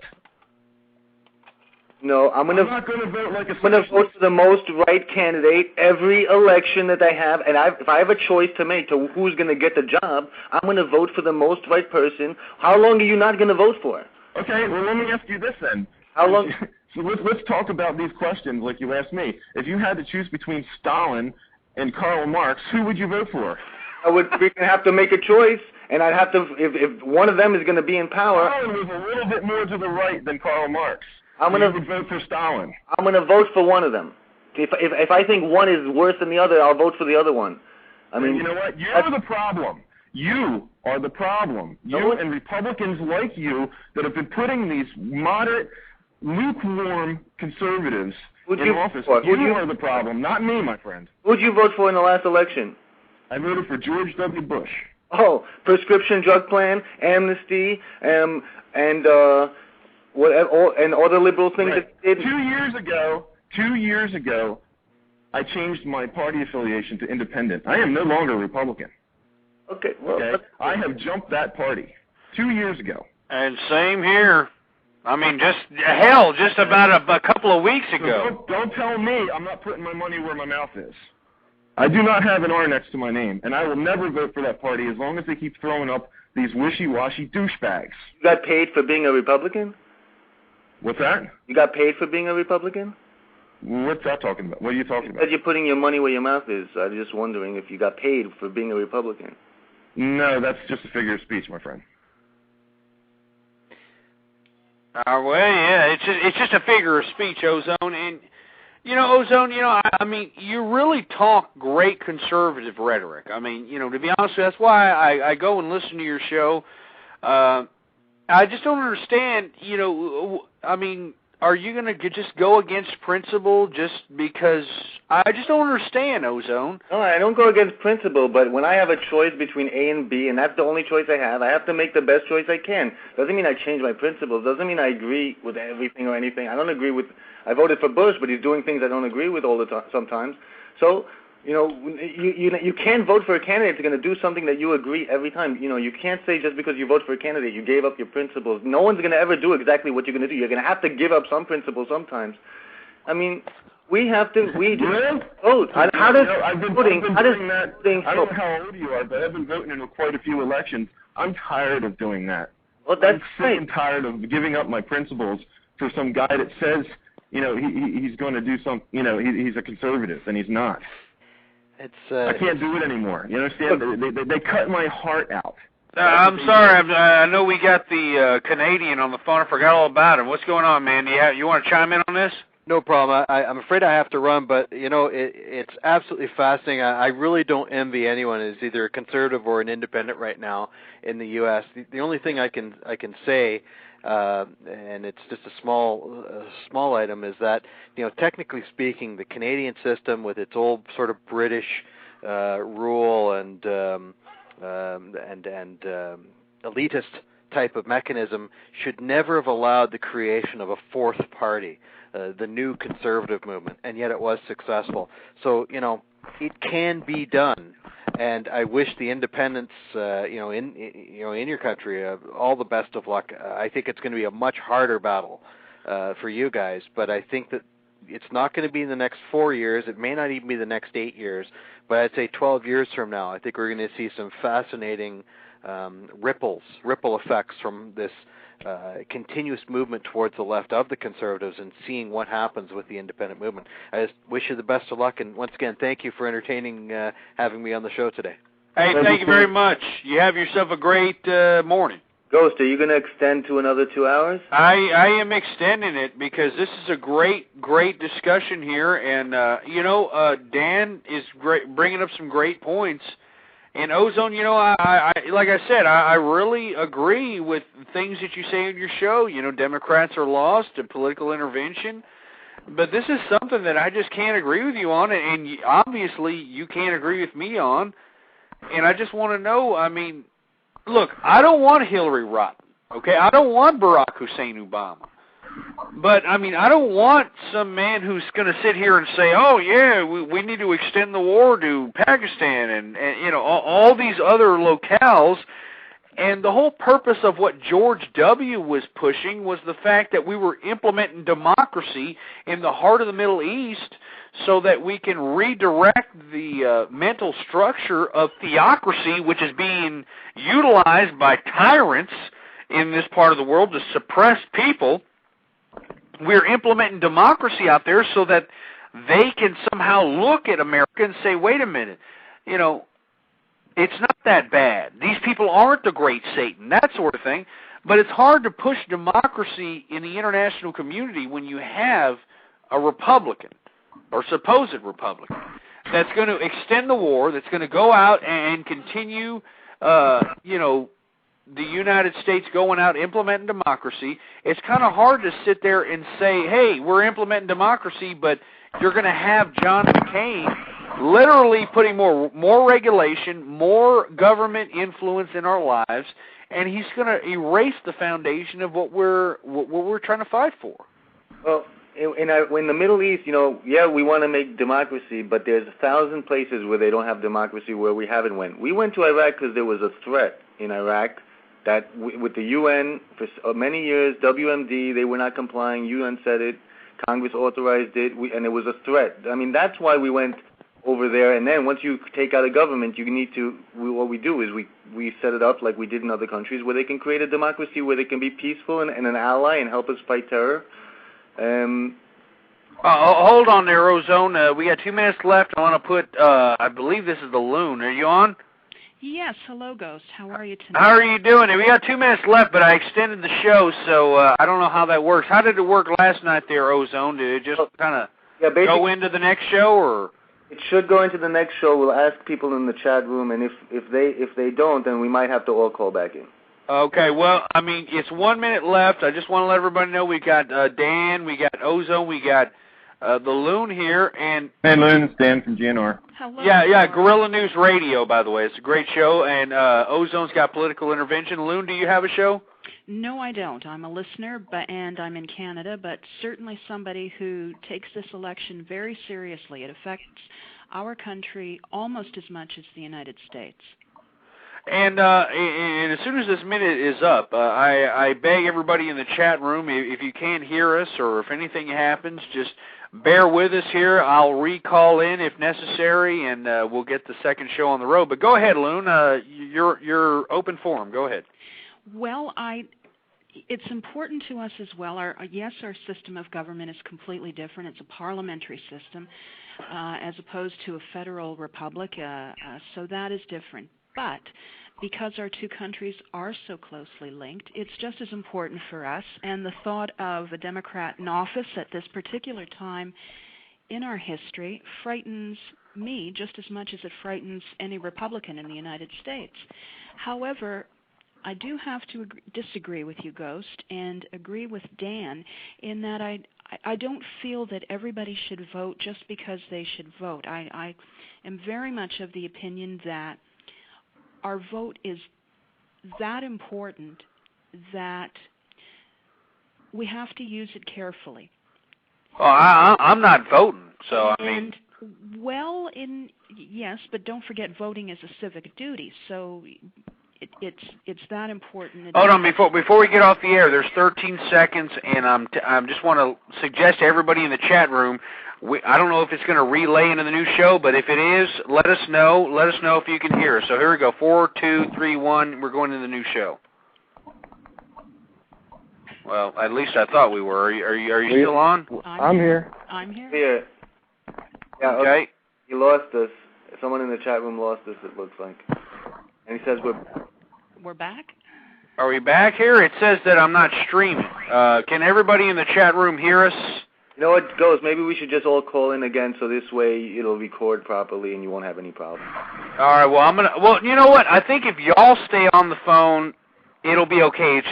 I think it's up to me, because I remember last evening you had... well, Steve Holton says we're back. I'll tell you what, let me call back in. Y'all stay on the horn here. Okay. Go ahead and discuss, and I'm just going to call back in so I can make it for the record here, all right? All right, I'm gonna be right back. Go ahead, any one of you. Dan, you got Dan, Loon, and Ozone. Go ahead. Loon, hi, how are you? How are you, Ozone? Pretty good. I didn't know... Loon, it's good talking to you again.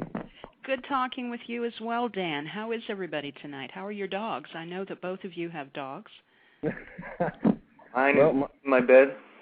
Mine's shivering, probably. Oh, it's no. cold. It's cold down here now, so. Oh my it's like gosh. 20 degrees outside. Well, I'm sorry. I tried very hard to prevent that Arctic air from going down to Pennsylvania. I did my best. I tried my best, and I thought it would only get as far as Lake Ontario. Unfortunately, it creeped across the border. So once again, you blame Canada. I don't blame Canada. It's global warming and cooling. That's what it is. That's isn't it? That's the problem, isn't it? It's Al Gore's fault. That's right. How's your son? Oh, he's fine. Good. He's fine. Your wife? Oh, beautiful and fine. Good. Ozone, how are you doing? Hello. Yeah. All right, I think we're on the air here. I mean, Blog Talk Radio made me call back about 2 or 3 times. I had that limey chick that usually answers the phone. Oh, you Blog Talk Radio. I'm sorry, we're having technical difficulties here, and I had to call up about 3 or 4 times. Can everybody hear me? Yes, we can. I can hear you. Yeah. How about the chat? Can you hear me over the internet here? Or? They're saying it seems to be dead. I'll tell them to refresh. Yeah, tell them to refresh here, because this is a great conversation here. Well, while you were gone, Ozone, we were discussing the Westminster Kennel Club show and trying to decide what breed would be best and would win best of show. Wasn't it a beagle? Yeah, it was a beagle. Go Beagles. I thought it was a Dachshund, but I could be wrong. Well, I am not sure. I think I saw a story with a picture of a beagle saying the winner. And my dog's part beagle, so... Well, you're biased, so that lets you out of it. You are partisan. Well, anyway, I wanted to continue the conversation. Loon, you were suggesting that as a matter of fact, I was kind of just keeping an eye on the clock. You might want to restate what you were stating, so go ahead. Well, I would like to know, Ghost, why, if you I think we're all agreed that this election is very, very important. Sure. And probably, well, anyway, in my opinion, it's the most important within my memory. It really is. It's the thought of Hillary Clinton becoming president really scares the daylights out of me.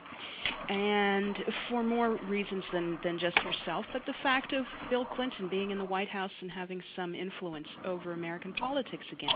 Sure. I'd like to know why, if you feel it's this important, why you wouldn't vote. Well, the reason I'm not voting is because I'm a conservative first and foremost. I mean, look, I'm a lifelong Republican. I voted for a lot of Republicans, whether they won or didn't win in the presidential nomination. But I just refuse to be a part of what's going on here. I mean, what's going on here is that we're having an embracing of social liberalism, and social liberalism is now dominated the political thought of the Republican Party. And I remember a time when conservatism was the root of the Republican Party. And I think that we've gone away from that. I mean, we've gone way away from that. As a matter of fact, it's not even an emphasis of the Republican Party anymore. So why should I stay loyal to a party that's not going to stay loyal to the principles that was the root foundation of it? And look, I'm not trying to write in a candidate though on election day.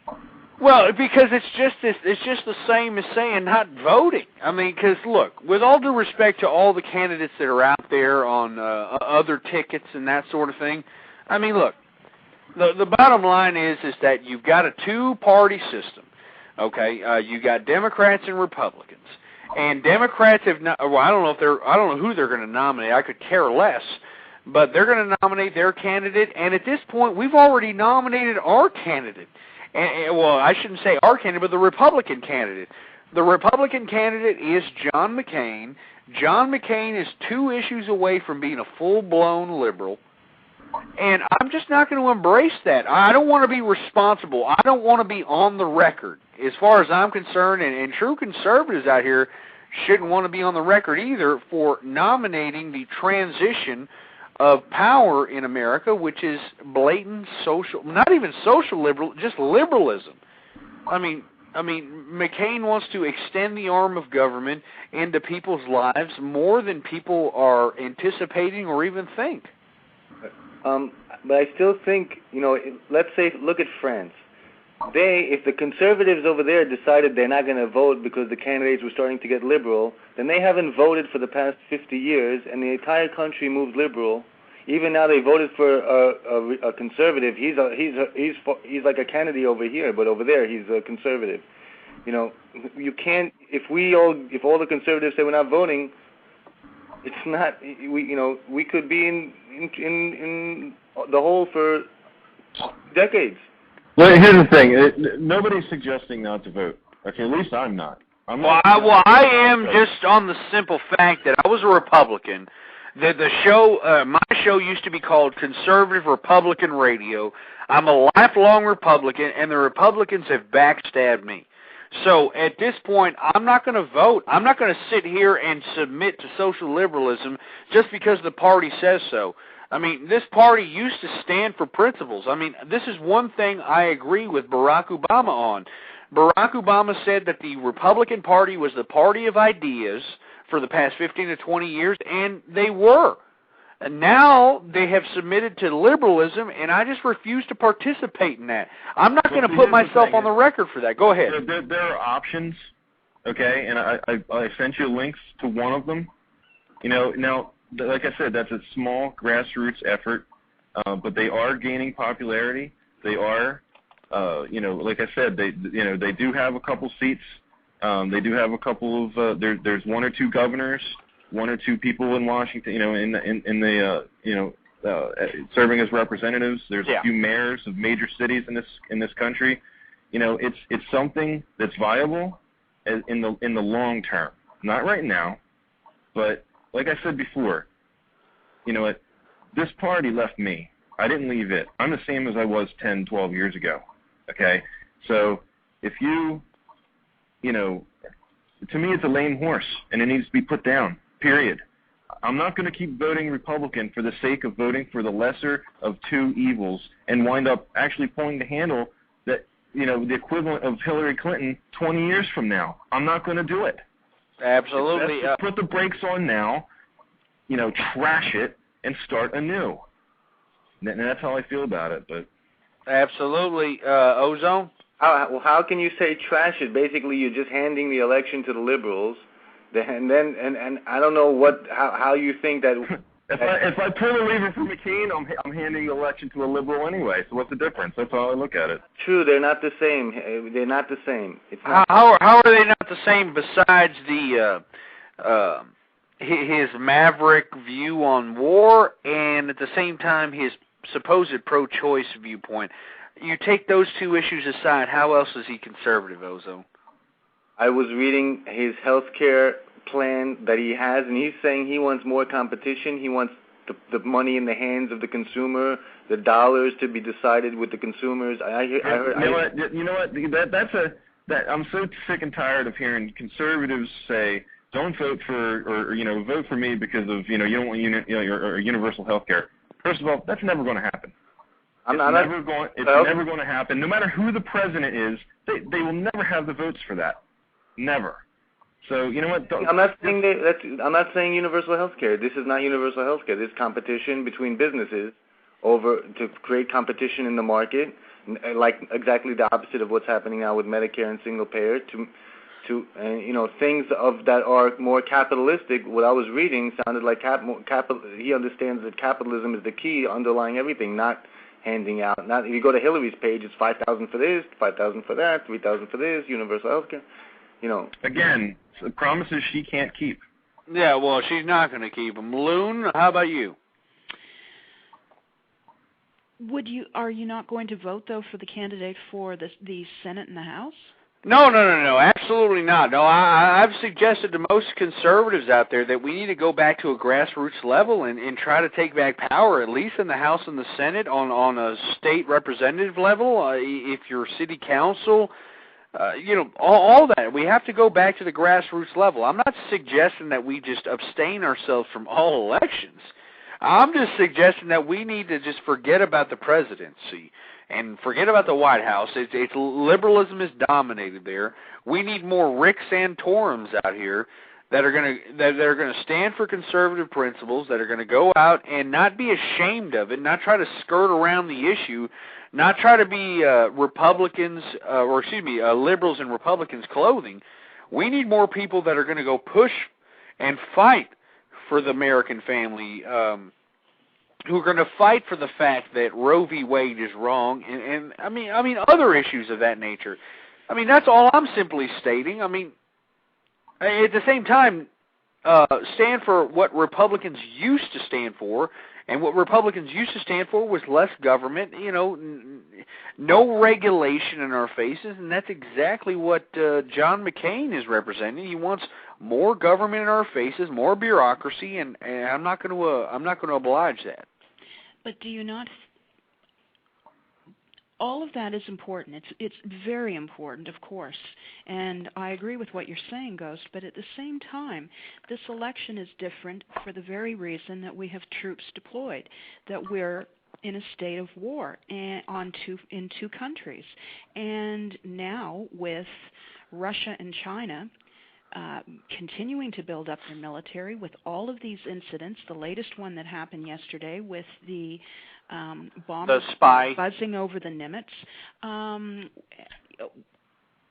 It's so important to have a Republican in the White House who is not going to cut the troops out of Iraq and Afghanistan and let al-Qaeda build up strength again and possibly attack the United States again. It's too important. Well, the thing about that, and the thing I'm arguing about that, is that, great, McCain's going to go out, he's going to be a maverick, he's going to go out, and he's claiming he's going to go into the international community, kick ass, take names, all that nonsense. But the whole purpose George W. went into the international community and trying to implement democracy in parts of the world that don't have it was the fact that we're a democracy. Okay, and people are going to argue we're a republic, but we're a democracy first and foremost, and this is where me and Ozone agree. I mean, democracy is defined by a people choosing their leaders. Now, the infrastructure of our democracy is a republic. I'll grant you that. But how are we going to sit here and try to implement democracy throughout the international community when we elect somebody like McCain, who's going to continue the war, not only just in Iraq and Afghanistan? This guy's talking about Pakistan, Iran, Syria. He's talking about a lot of different places, which I'm not against. But at the same time, how are we going to implement democracy when we're not going to have democracy here anymore? And I guarantee you, if we elect John McCain, he is going to implement things that we would never even dream of. I mean, just look at his legislation. That's what I'm basing my whole accusation on, is his legislation. This man is more socialist and more government bureaucracy in the face of the American people than anyone on the Republican Party in history. The thing about John McCain is he's untrustworthy. He's untrustworthy because, you know, he says he's something, but then time and time again he's going against his own party. Okay? And so, you know, I don't trust him. I think he's going to go hand in hand up and down Pennsylvania Avenue, signing all kinds of bills that are going to total us, just like Hillary Clinton would. So, because, you know, I agree. Any of y'all want to chime in on that, Ozone or Loon? On Iraq, I mean, you know, Ghost, it's not. We're not there. We're not there because we want to help them make a democracy. That's the way we create stability. That's the way we get them as an ally. We're there because there's a threat. I mean, America is there because there's a threat. We're not doing this just... Now, hold on just a second, okay? Now, it was a threat at this point. You know, Saddam Hussein he did have weapons of mass destruction, but at the same time, he was a thorn in our side as far as national security is concerned. But George W. Bush stated that the reason that we had to go in there was to sow the seeds of democracy so that we can fight this war against ideology. Now, how are we going to fight this war against ideology when we're implementing either socialism or communism in our United States? I mean, this is my question, because let me tell you, John McCain, not only is he a liberal based on his record, but he has a temper. He doesn't like people talking against him. And I'm going to be surprised if I have the right to sit here and dissent against his administration, after he happens to be elected president. I don't think I'm going to have the right to do that because, you know, he believes that government regulation extends to, different powers and different rights of the president or different rights of authority. I mean, he tried to use his authority to regulate boxing. I mean, boxing's a private industry, you know. I mean, you might as well regulate wrestling if you're going to do that. Well, you know, Hillary and, Obama, I don't know who knows what Obama thinks, but Hillary, she wants socialism. I mean, that's her goal. I mean, whatever she's saying now is just a stepping stone. For McCain, he's more just a guy that, you know, he understands conservatism, he understands capitalism, but he does, Ozone, I hate to interrupt you, man. He doesn't, bro. He doesn't. He doesn't care about it. I mean, if he did, he would have been in front of CPAC and said, look, I understand that we had our differences in the past. I know, instead of him saying, look, I know I need y'all to be elected, he should have went further than that. He should have said, I will compromise on certain issues such as immigration, such as the social landscape that I believe in. I will compromise to have your vote. He didn't say that. As a matter of fact, he gave a good middle finger to all the conservatives that were at CPAC. And it's a shame. You put me in the position of defending McCain. I am sick also that he's the choice that we have to make.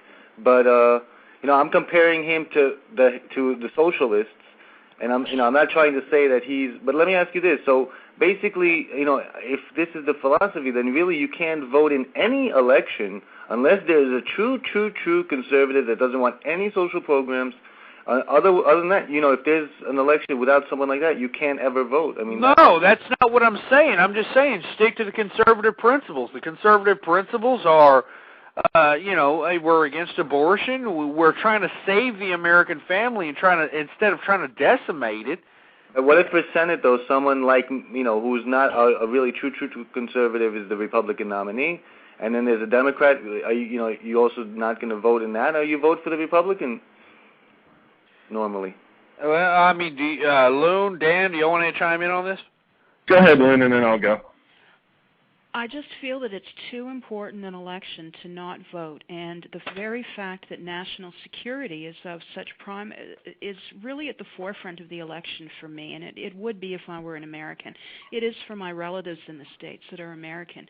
National security is their number one important issue above everything else, and it's because of the fact that we're at war. Whether we like to call it a conflict, whether we like to call it troops deployed, the point is we have troops that are fighting every day. They're fighting an enemy that's not going to give up. Other countries are now becoming significant threats, and those three countries are Iran, Russia, and China. Well, I'll agree with you on Iran. I'll agree with you on Iran, Russia, and China. But you see, you notice how we're just opening diplomatic relations with all these folks. Well, that's what I was just about to say, actually, guys. China's biggest threat to us isn't its military, it's its economy. And, McCain isn't going to help us there either. He's going to do nothing, to stop the floodgate, from opening of even more Chinese crap. He's not, flowing into this country. He's not going to veto the extension of the tax cuts if it's passed by the Congress, like the other ones would. He's not going to veto the tax. He's going to if they rule to extend them. He's not going to veto it. The other ones will. Right, but you know what? That's a pittance. That's a pittance compared to this what I was just talking about. Okay, because we're talking about jobs. We're talking about the value of the American dollar. We're talking about all these things. But here's the thing. Because this is such an important election, and because the next 4 or 8 years are so important, that's precisely why it's the right time to, put this lame horse down. Who's the lame horse? The Republican Party. But what you're doing, it's really America you're putting down. Because America is the one that's going to suffer the consequences. See, you have a doomsday philosophy about the next 12 years or next 8 years or so. What's going to happen isn't going to be nice. What's going to happen isn't going to be, this is what we're talking about here. Basically, is a revolution, okay, and hopefully a revolution without a shot fired, okay. And it's happened before. It's happened a couple times. So you know what? Why can't people just say, you know what? Enough's enough. I don't agree with what's going on. This isn't this vehicle that we use to put our people in power to have done. That we entrust. Our government to. It's not working anymore. It's broken. It's broken. Okay. It's a sick dog, and it needs to be put out of its misery. So that's when I say now is precisely the right time, because it does mean so much, and they will fuck it up so badly. The people will be looking for something new. You're saying that your strategy is that you're going to send America into a bad time so that they'll learn their lesson, hopefully. Listen, Ozone, America's heading for a bad time sooner or later if we don't change. If there is not fundamental change in the way things are done, it's going to happen either 4 years from now, 8 years from now, 12 years from now. It's coming. No, it's coming regardless. No. Regardless if it's a Republican or a Democrat in office. It's coming. They're not stopping the dollar from crashing into freaking obscurity, are they? Absolutely. They're not doing it. Okay? They're not stopping China. They're not stopping India. They're not. What are they going to do? They're not doing anything. How do we stop China? We stop China by going back to the World Trade the negotiating table and renegotiating that deal that we signed in 1973, and at the same time, the deals that we signed during the Clinton administration that allowed all the means of production to leave the United States as far as the manufacturing and textile industries are concerned and go to China, because not only do they have cheaper labor because China is utilizing the guise of communism to exploit labor out of their population, but at the same time, I mean, we got to go back to the negotiating table, is because we charge them. Really sick about that trade agreement. Oh no, we don't charge that. Well, look, let's put it this way: if we were to import goods into China, they charge us a humongous tariff. Okay. Right. Well. And if China imports goods into our country, well, we give them a very small tariff that is rebated by their government. So multinational corporations or Chinese corporations, whoever, have a financial incentive to go into China and manufacture goods there, export them to the United States, whether they are multinational corporations that were built in America. They have moved. Go ahead. Here's the thing, though. We're talking about that trade agreement with China, and this goes for other countries as well. But sure. This just goes to show you how useless even the Republican Party has become, and that's that the measures that you're talking about to go and renegotiate this trade agreement with them with, okay, the things that you say you want in that agreement, a lot of them are already there, but they're unenforced. They are completely and totally ignored. Okay? They are already there. But look, if the products that come in from China, if we put a tariff on them, then everything in Walmart is going to be double the price. Guess what? You know what? Here's the thing, and this kills me about America. And listen up to this. This kills me about my country. Okay? We won't sacrifice a goddamn thing. We won't pay an extra couple of dollars for a pair of jeans because they're made in this country. Okay? We won't pay. We buy the bullshit that foreign cars are better. Okay? Yep. Okay? It kills me. It absolutely kills me. I've never driven a foreign car. Never. Okay? If I can buy it made here, I do. But you know what? It's slim pickings, people. It's slim pickings, and it makes me sick.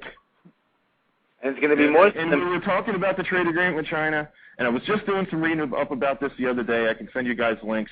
But those measures that you're saying you want implemented or put into that agreement, a lot of them are already in it, Ghost. They just don't enforce it. Where are the Republicans on that? You know what? To be honest with you, I have no idea. And it's good. And I understand where ozone's coming from, because I thought that way for a minute. I mean, I thought that, hey, we're bringing in cheap goods. It's the capitalist way. It's the world market. But if you really read into what is happening here, we're just perpetuating the means of production of, as far as manufacturing and textile is concerned. We're actually perpetuating for it to go out of America, not only to China, but to Mexico and other supposed free trade countries, and on top of which we have an influx of illegal immigrants, 20 million of them, that are devaluing the cost of labor for the jobs that are out here in America. And look, America, and you know this, Ozone, you're all about production. You said you always preach about, hey, we should produce more. Well, we're not going to produce more, Ozone, because any time that we do invent something, we're going to export the mass manufacturing of it outside of the United States. That's what happened to the tech industry. Remember when technology was real big and the internet just exploded everything, the big .com boom? I mean, at first, everybody was going to school so they can get some big .com job and that sort of thing. But what ended up happening? The means of production of technology moved from the United States to India. Right, but that's also kept our prices down. Now, when it comes to China putting tariffs on our products and us not putting tariffs on theirs, that does put obviously our companies at a disadvantage. I would agree to put a tariff on Chinese products just as a strategic move to say, unless you remove the tariffs, we won't remove ours, just to get them to remove it so we can have a free trade. But with all due respect, Ozone, you know, it'd be a different story if they were producing good products. I mean, how many stories do we have to see where dog food is contaminated, aqua dots, whatever the hell that is for kids, are basically injected with the damn date rape drug. You know, you've got all kinds of lead and all kinds of poisonous toxins that are in the toys, that are in, you know, baby toys, teething toys. I mean, it seems to me, in my view, that not only are we giving China all of our trading money, but they are trying to subliminally and trying to subtly trying to destroy us slowly but surely by, you know, putting toxins in everyday goods so they can destroy our minds. I mean, look, I don't know what else to think of it. I mean, why are they continuing to produce manufactured goods that are toxins for us? Well, they produce a lot of products. They have no health. Go ahead, Lou. They have no health and safety standards in China. They're never going to, and that's just a reality. And as far as the tariff wars that have been going on for a very long time, there's tariff wars between the United States and Canada. Those are going to be solved in the World Trade Organization. And as well, Congress has got to get on board. Congress was elected to do a job which I don't think they're doing, and neither do the American people. That's why the popularity of the Congress is at an all-time low. Never mind the president's popularity polls. Congress's polls are a heck of a lot lower than President Bush's. The Congress is at 20 and President Bush is at 30%. Well, there you go. And so it's up to the American public to get in touch with their representatives and say, look, we're unhappy with the way the economy is going. We're unhappy with the fact that China is importing not just low-quality, substandard goods into America, but we're unhappy with the fact that China is importing dangerous products into our country. Someone's taking a bath. Are you in the bath?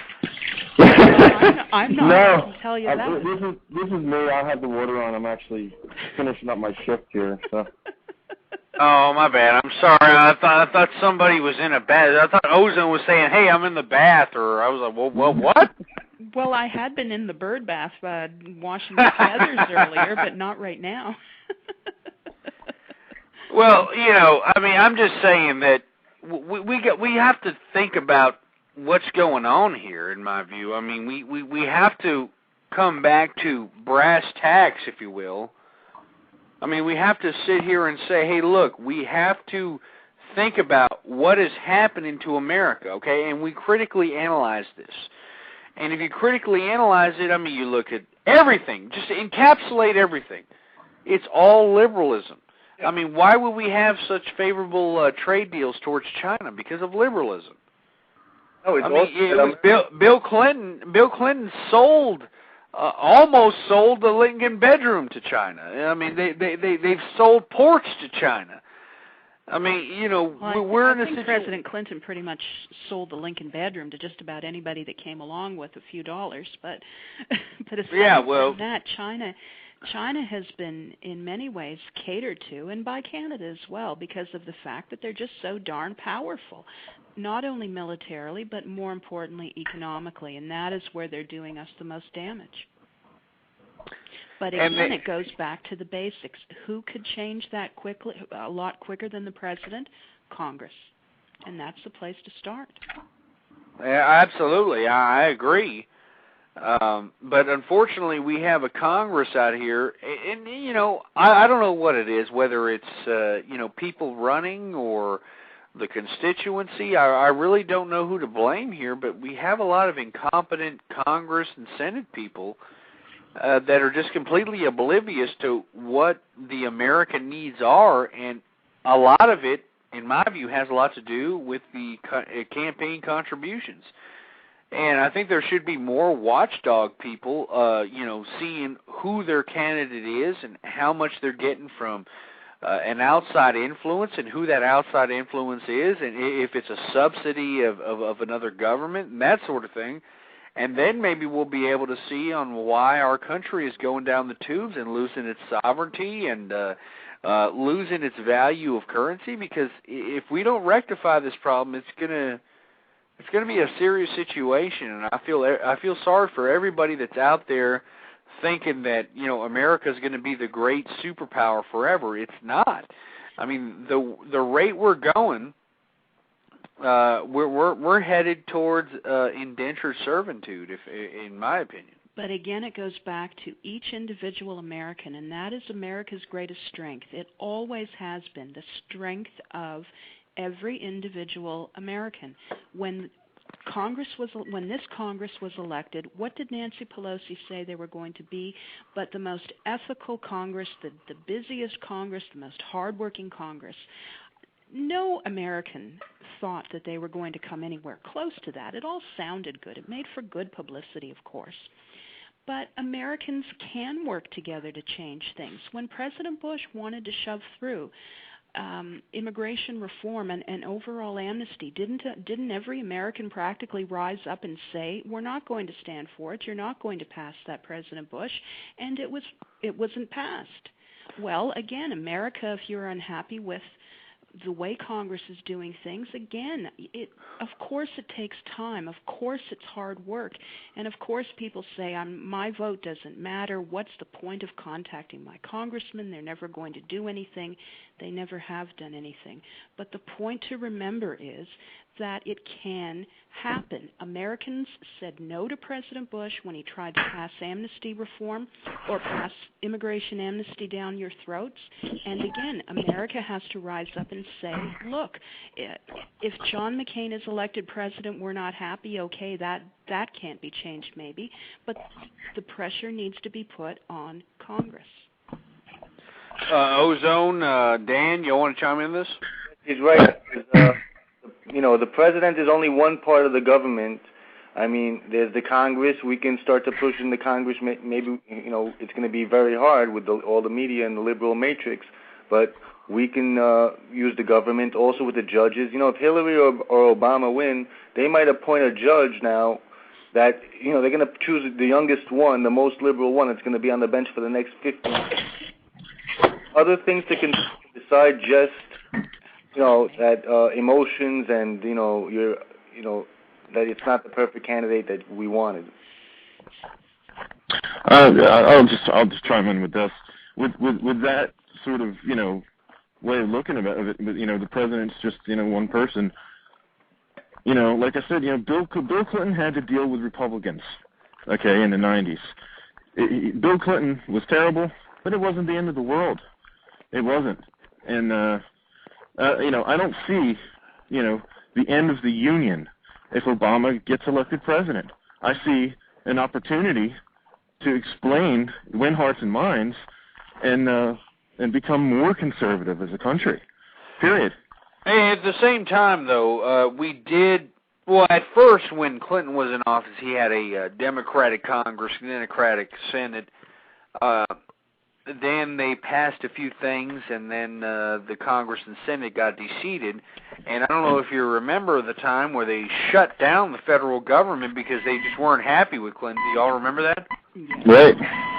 And you see, I mean, I just think it takes, and this is why I say that a grassroots level is definitely something that we need to consider as far as conservatives are concerned, so that we can be able to check whatever president, whether it's McCain, whether it's Barack Hussein Obama, or Hillary Rotten Clinton. I mean, we need to be able to check these people on a consistent basis, and I think that the Congress and the Senate are the way to do it. Now, I'm really glad that Congress and the Senate have a bad taste in most people's mouths, because if we were to not have that bad taste in people's mouths, we're going to have a Democratic-dominated Senate, Congress, and presidency here in the next year or so. Ozone, Loon? It's important to work hard, though, to make sure that that doesn't happen, that even if, and God forbid, if there is a Democrat-elected president, then the work is to be done in Congress and in the Senate, but primarily in the Congress. Ozone? I get over the point that we're in a war on terror. Whole war on terror a joke or not? Because if it's not, We need to make sure that he's in there and not the other two. And we have to do grassroots movement also. We have to do with Congress also, and everything we possibly side is making 10 part of them right now. Every day they're moving ahead. I mean, in 10 years, when you're planning that there's going to be a big movement, there's going to be another 30 million voters coming out of colleges that are 90% liberals that are now going to be funded by the government. I'm sorry, but I don't agree with that because just the opposite. In the 90s, we saw was true. The country elected a very liberal president. He tried to do what he tried to do. The country rejected it, and the country actually became more conservative. History is not on your side, my friend. And it was more conservative. As a matter of fact, the conservative movement flourished during Clinton's administration. Wait, the country is more conservative now, you're saying? No, it's not. Are you kidding me? It's liberal as hell at this point. And the only reason it's liberal as hell is because of the fact that we had George W. that actually implemented conservative values. Now, I'll agree with you that, maybe some of the social issues that he was for was not necessarily conservative in the fiscal sense, but as far as the moral ethos and national security sense, I mean, at least George Bush tried to, instill some sort of sanctity back into the moral ethos of America. I mean, he tried to pass certain amendments. He tried to put forth certain issues that were affecting social America, and at the same time, he understood the concept of terrorism, what its effects were on America, and the way to deal with it. And the way to deal with it was not by what Clinton did during all those times we were hit up during the 90s, was just ignore them and they'll go away. I mean, we have to battle this ideology. Well, hey guys, check it out. Look, with Clinton, for not, you say nothing happened, but as soon as, at the end of Clinton's administration, the stock market dove. Before, nothing to do with Bush. The stock market dove. The country was starting to go down. Iran's building nuclear weapons. Korea's building nuclear weapons. Libya's building nuclear weapons. Iraq is not complying for 12 years. It's 1 million killed in South Africa. And who knows? Well, yeah, I'm not defending Clinton. I'm just saying that that's what happened during the Clinton administration. He had a pacifist approach. I mean, it was basically, just ignore the terrorists and they'll go away, and they didn't go away. And as a matter of fact, in my view, I think that the 9/11 attacks were planned during the Clinton administration, and had the Clinton administration, made Osama bin Laden the top priority, as they claimed that they did, I don't think we would have had 9/11 had they assassinated. A lot of that, though, was due to President Clinton's cutbacks of the CIA and the intelligence community. That and his cuts to the military, those were devastating. Hey, I was one of those. I mean, I was one of those cuts. Go ahead. Oh, I was saying, I was one of those cuts. What did they just say? Hey, you're discharged, and that's all there is to it? Oh no. I was an MP in the Army, and what they started doing was, if when you were up, you just could not re-enlist. They made it so that if you were really good, depending on your rank, you were gone. There was a whole tricky way they did it, but I wasn't allowed to re-enlist if I wanted to. But anyway, wow. Well, on the Clinton thing, and on the Bush 9/11, whether it would happen or not, I think what happened is, like in 1993, it was right after Clinton became the president. They attacked the World Trade Center. Mm-hmm. Really, there's no strategic reason to attack that because they're not going to take down America. They're not going to cause. It's not going to have any result. What they wanted was to scare Clinton and say, "Look what we can do." And if you cause too much problems in our area and try to stop us or go after us, this is what can happen. And then when Bush was elected, they did the same thing. They said, we're going to hit them. We're going to hit them hard. Maybe two of these. Going to think 10 times before you even think. Well, Ozone, I'd like to believe that, but there was a lot of terrorism during Clinton's administration that he basically shrugged off as an FBI issue. As a matter of fact, that first World Trade Center bombing, He basically, pawned it off on the FBI. 2 packs of Marlboro Red. And if it wasn't for the fact that the Indonesian government was more, the Indonesian government was the one that caught Ramzi Youssef. And Ramzi Youssef was the man that was the mastermind behind the first World Trade Center bombing. And if it hadn't have been for the Indonesian government catching Ramzi Youssef, because Ramzi Youssef, what happened to this man, he was trying to, I need one of those things. He was trying to, bring forth another bomb. He was trying to make another bomb in Indonesia. And what happened when he was mixing the chemicals in his Indonesian apartment, it blew up in his face. And instead of staying there, he ran off, and what happened was they found Ramzi Youssef's laptop. They found all this evidence relating to him, and that's what was bequeathed to the FBI, and they finally caught him. Well, aside from John McCain's intense dislike of waterboarding, I feel that he is a worthwhile candidate for president because of his stand on national security. And I have to go back with feeling that that's the most important issue in this election. We're in a war on terror, and we're in a war. We're in wars right now, and you can't just say it's almost liberal to be like, no, it's not a big deal. We'll let it go. You know what? That's I'm on the verge of taking offense to that. Yeah, I apologize. Because it's so not, again. No, but liberals say there's no. See, first of all, a long time ago, I stopped seeing the world in shades of liberal and conservative. I really have. Okay, because these guys, Hillary Clinton says, if I'm elected, I'm going to start pulling troops out in 60 days. Bullshit. Okay, it's pure and simple bullshit. All she has to do is pull out 10 troops, and then she'll say, hey, I pulled out troops. She's speaking to her base, who she desperately needs to be elected. That doesn't mean she's going to keep that promise. She can't, and she knows it. They don't want to be the ones to lose this war either. Okay, just don't think that just because the Democrats in office, this war is not going to be prosecuted. It might not be prosecuted the same way, but don't forget, they're the opposition party, and that's all they are to the Republicans. Oppose, oppose, oppose.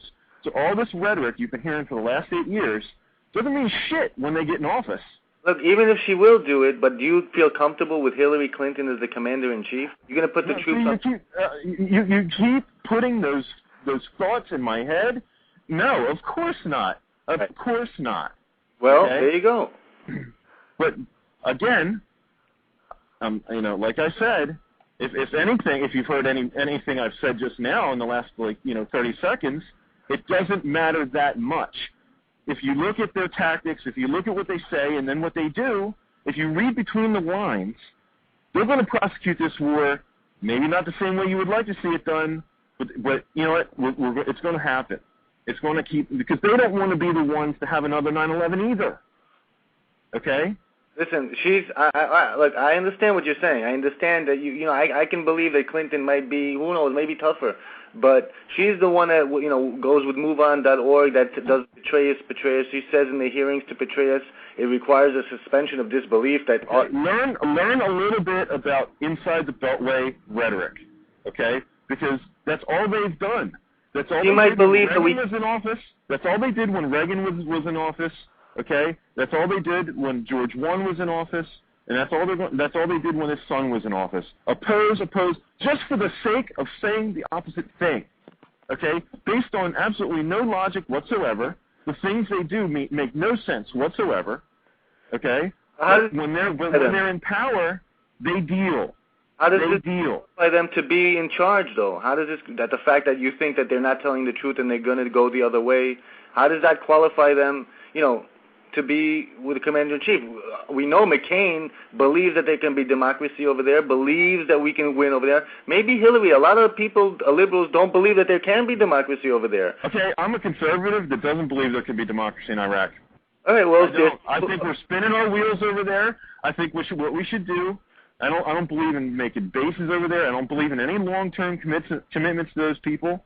I think we should, you know what, the policies as they were with the no-fly zones and the hitting them from the air before this war, we now know, was enough. It was enough. Okay? Invading Iraq was a big freaking mistake. And I don't know why anybody can't admit that. We bombed Afghanistan, and then we lost the Twin Towers and 3,000 people.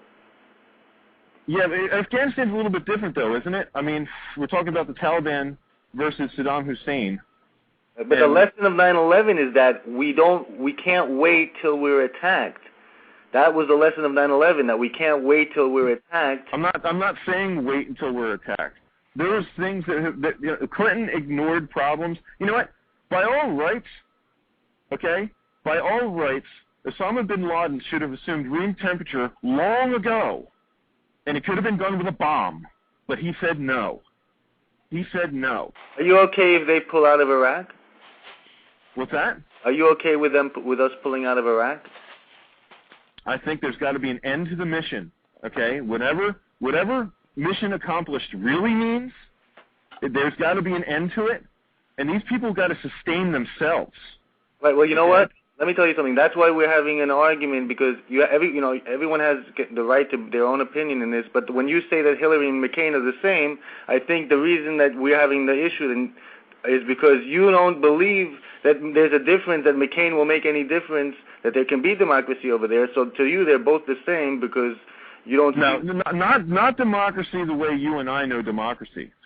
Okay. Like, well, why not? It's not going to be the same. Their religion does not allow for it. Our religion didn't allow for women to vote either.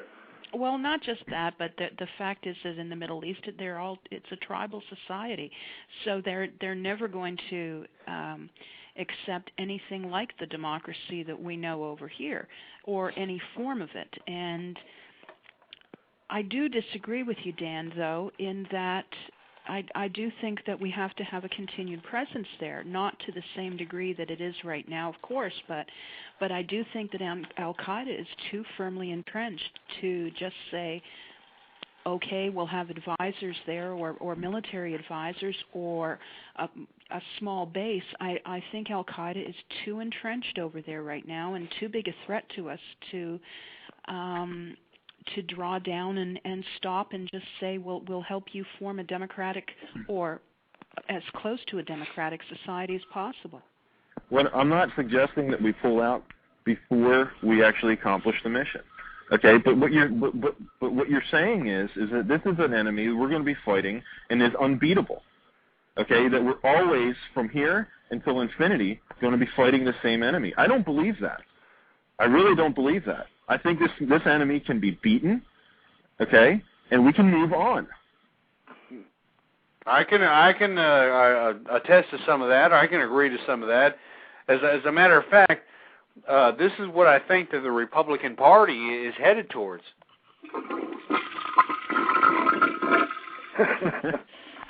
I mean, that's what's happening to the Republican Party right there. It's being flushed down the toilet because liberalism. Okay, now look, I agree that we're in a war on terror, and Iraq, Afghanistan. I mean, there are responsibilities in that sort of thing, but we have to understand that what's unfortunate about this situation is that if we elect McCain, who is completely against democracy, obviously, I mean, just look at his record. If we allow this man to be president, he wants to prolong the war, not only prolong the war, but expand the war, which I'm not completely against either, but just as long as we're abiding by our democratic principles. The last great Republican leader was Ronald Reagan, okay? Now, can you ever imagine Ronald Reagan's name being attached to a bill called Reagan-Feingold, Reagan-Kennedy? And he gave amnesty, actually, to 1 million people, which led to the 15 million coming in. He actually signed the exact same amnesty. Right, well, you know what, he was also divorced, and his kids hate him, and you know what, he wasn't a perfect person, and his policies weren't flawless. Oh, but his name was never go on. He was the last great conservative leader we've had. That was my statement. But what I'm saying is, can you imagine, look how far look who we're about to throw our support for. a guy who goes arm in arm with who is essentially a political enemies. I agree. Why is Bush saying that he's a true conservative and that he knows him for years? And I believe he makes. Because Bush isn't a conservative either. Okay. Well, I mean, I like Bush. Okay, I mean, I think this. I mean, first of all, I voted for him for governor in Texas. Okay. Secondly, I think that he means what he says what he means. Okay. Thirdly, I think that the reason that we've done what we've done, okay, the 9/11 attacks changed everything, obviously, but this is not a war against one country against another country. This is a war against ideology, and the ideology is Islamo-fascism, or not really just Islamic radicalism. Let's put it that way. And unless we combat that with other ideology, we're not going to be able to stop it. As a matter of fact, if we go in there and try to crush ideology, it only gives more resonance to Osama bin Laden's rhetoric. For instance, the reason that in 9/11 most of the hijackers were Saudi Arabians was because Osama bin Laden wanted to put a Saudi face on the 9/11 attack, because he believed that, this was the beginning of George W. Bush's presidency.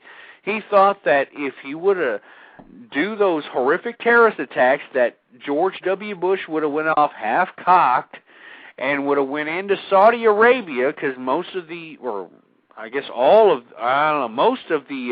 hijackers were Saudi Arabians, and he thought that, somehow George W. Bush was going to go off half-cocked, invade Saudi Arabia, or do some sort of military action on Saudi Arabia, and that would have given Osama bin Laden credence to all 1.5 billion Muslims in the world. It would have given him credence to the fact that, hey, look at the infidels. They're encroaching on our holy land, and so on and so forth. And George W. Bush didn't do that, and that's why Osama bin Laden's in a cave sitting over there playing with his pecker shaft. Go ahead. No, look, George Bush is a globalist. Otherwise, we'd have a freaking fence. Okay, before the Republicans lost Congress, okay, they lost their balls. Okay, somewhere between 1994 and a couple years ago, they all shriveled up and went away. What happened to them? What happened to them? We had control of Congress, both sides, okay, and a Republican president, and the Democrats played them like a freaking fiddle. And why? There was no conservative leadership, none. No strong conservative leadership, Dan, and also the fact that none of us are prepared in this day and age, and maybe it's the old part of my soul speaking, but none of us have the same stomach for a fight that we once had. We're not prepared in this day and age for the long haul. We just aren't. Our society just isn't prepared, and the growth of organizations like Code Pink and the Westboro Baptist crackpots are proof oh my God. That. And they're proof of that. The fact that their movement is growing, and that anybody is listening to what they have to say, is proof that we just don't have the stomach anymore for the long, hard haul fight. Well, it really is a fight. It definitely is a fight. This election is proving it out. When you say fight, you're talking about the fight? I mean the fight at home. We just don't have, as civilians, we just don't have the same stomach for a long, hard fight. Do any of you think, because I don't, in this day and age, that the public would tolerate the kind of casualties that were sustained even in Vietnam on a daily rate? No, absolutely not. The American not. Public would... You know how many people die on the road? On both sides of the border, people simply wouldn't stand for it, no matter how important it was, no matter how many September the 11th occurred. The general public these days doesn't have the backbone for a long, hard fight at home. Right, well, then you know what? Then then we're done. And this conversation is pointless. We're done. I'm sorry, I had to laugh at that there, There's always Dan. hope. There's always hope, and the very fact that we're even having a conversation this serious shows us that we've got to take a long, hard look at ourselves on both sides of the border and say we do have the inner strength, we do have the backbone, we've endured it this long, and we're not going to give up. That's exactly why I take the stand that I do. It's precisely why. Because you know what? I do see it as a long-term fight, but I don't see it with the Republican Party. I don't. And there's no better time than now. You know, precisely because of what we're facing. Precisely because of it. Not you know, I'm not shying away from it just because we have obstacles to clear. I'm not. Well, it's too important for all of us on the telephone, and it's too important for all of our children to have to face anything like this when they're our age. That's exactly right. My son, I don't want him to become voting age, right, and have the equivalent of a Republican Hillary Clinton 16 years from now to vote for. Mm-hmm. And that's exactly where we're going. And you're going to put her in now. But you also don't want your son, Dan, to turn around and say, Dad, why didn't you do something 15 or 16 or 18 years ago, or even before I was born? Well, see, that's exactly. Well, I don't think that'll happen because why didn't people say that about LBJ or Richard Nixon, Jimmy Carter? Same thing. Well, look, I think that we can't take a chance. You're worried about 20 years. You're going to put Hillary in now, and also back in the days they didn't have the internet and all the media and the colleges controls and funding from the government that they're going to expand. Their propaganda is working, and also the population is changing all the time. Every 100 years is a completely new set of billions of people on the planet, and the old ones are completely gone. And we see that 50 years ago there was World War II and all hell breaking loose, and today people are living in a dreamland. We live in Atlantis right now. I mean, things that you might think things are bad, but we live in like the country of Atlantis. Every product that we could possibly need, we have. There's all over companies. I mean, this is a dream world we live in. We're sitting in houses with so many things. Just 100 years ago, no one would believe how freaking comfortable even the poor live. We live in a dream world. Also, we're bringing democracy to Iraq. We beat the terrorists on their own soil in the place where there was the largest at stake, more oil than anywhere else in the world. And they were in the middle of their entire, where they can recruit as many people as possible, right in the middle of the Middle East. And we beat them over there, and they're going to have a democracy. It's going to take time, but the women already have a right to vote, so they're ahead of us when we started. And, we have things to be optimistic about. Well, that comes as no surprise to me that we beat them. I have every, ounce of faith in the American military. There's nobody better. No okay, and way. if you let the boys do what they're supposed to do, which is, I hate to use this phrase because it's not my own, but kill people and break things, okay, because that's what they're meant to do, then they do it. They do it. They're defending, actually, and they're rebuilding, like we did in Japan. Now, defending equals killing people and breaking things. That's what it equals, okay? Now, I know, believe me, okay? I know. We didn't break anything in Japan. We gave birth. We dropped an atomic bomb on Japan. Well, that was kind of breaking shit. We had to break a lot, but it worked. Every year before that, from the ashes, we built a lot. Every year before the bombs were dropped, 1 million people died a year in war, and then after those two bombs were dropped, numbers that died every year dropped dramatically. I'm not sure the exact numbers, but there's a significant drop right after the bombs were dropped. A significant drop in people dying in war as it went down from 1 million people a year or something like that. Ozone, you know what?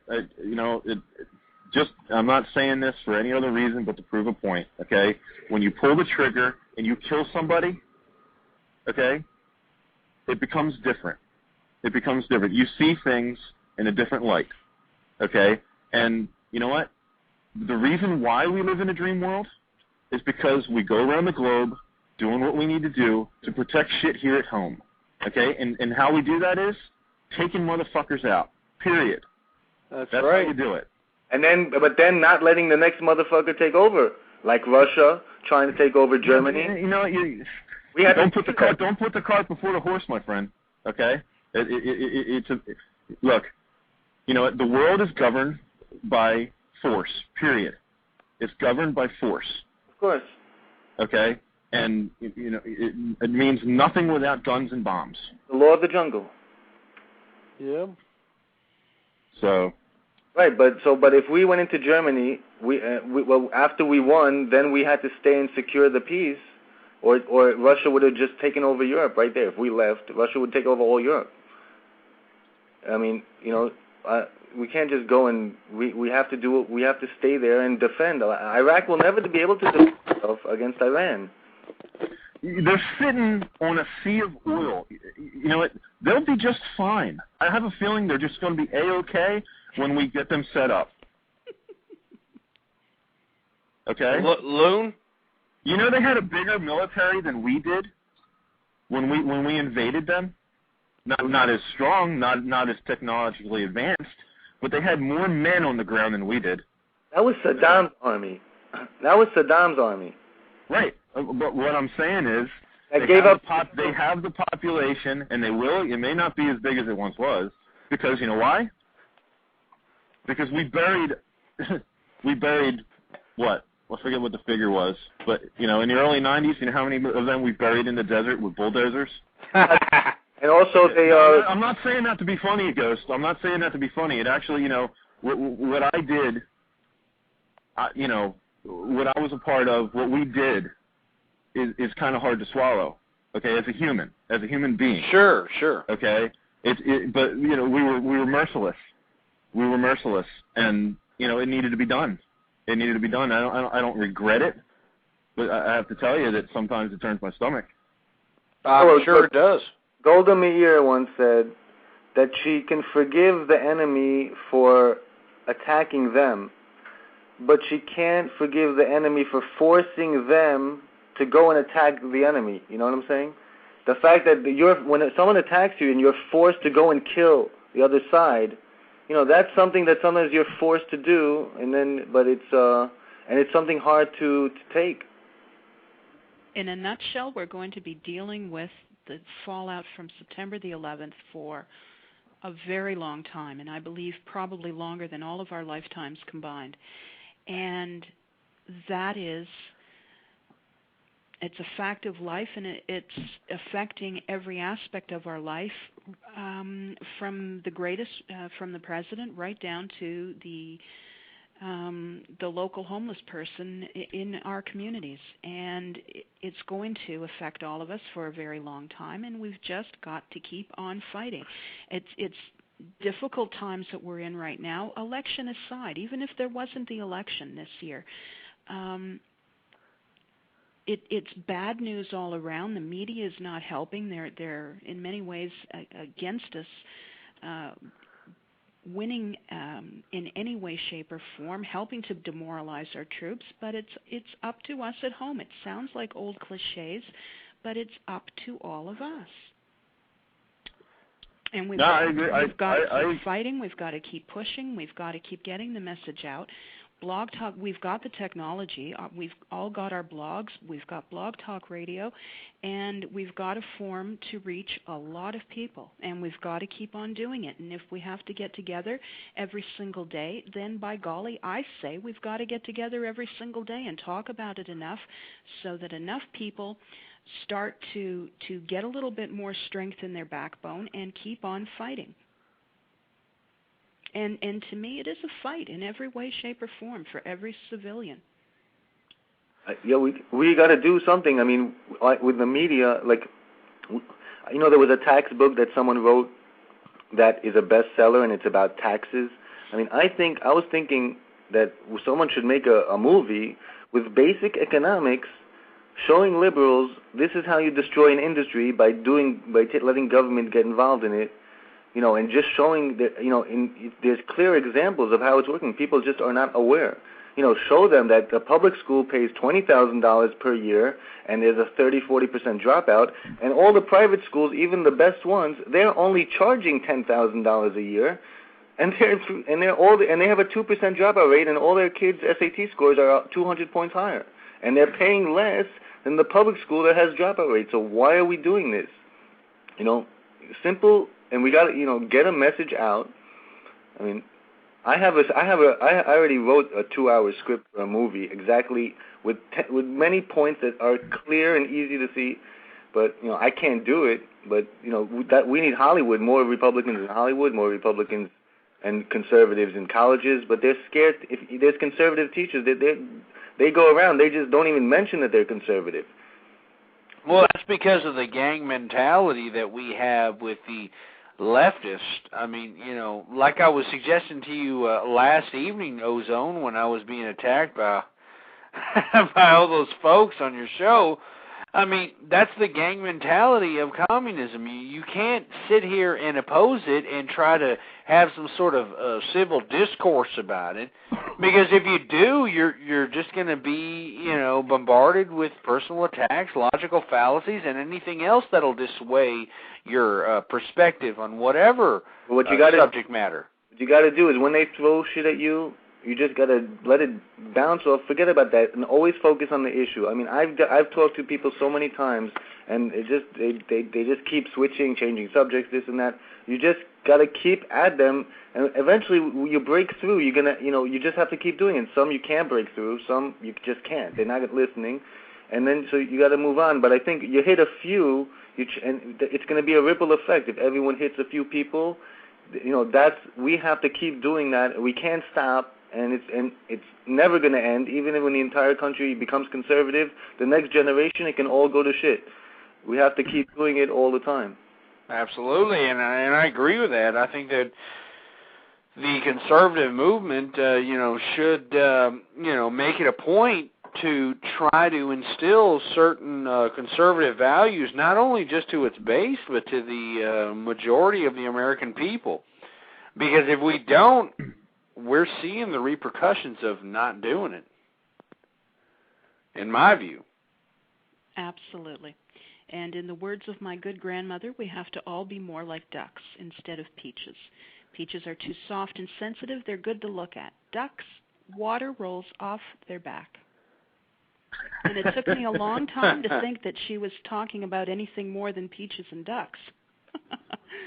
But those were very wise words. We've got to start letting a lot more roll off our backs and focus on the important. And the important thing is getting the message out to as many civilians as we can that we've got to be prepared for a long fight, more than just the war on terror or any broader war. We've got to stiffen our backbones, and we really do have to get into the fight here at home and to spread the conservative message. And if that means overhauling the Conservative Party in Canada and the United States, so be it. But that's going to start with every man and woman of voting age and begin where it's going to have the most effect. In the United States, that's in Congress, and in Canada, in our House of Parliament in Ottawa, and that with our MPs, and that's where it's got to begin. Yeah.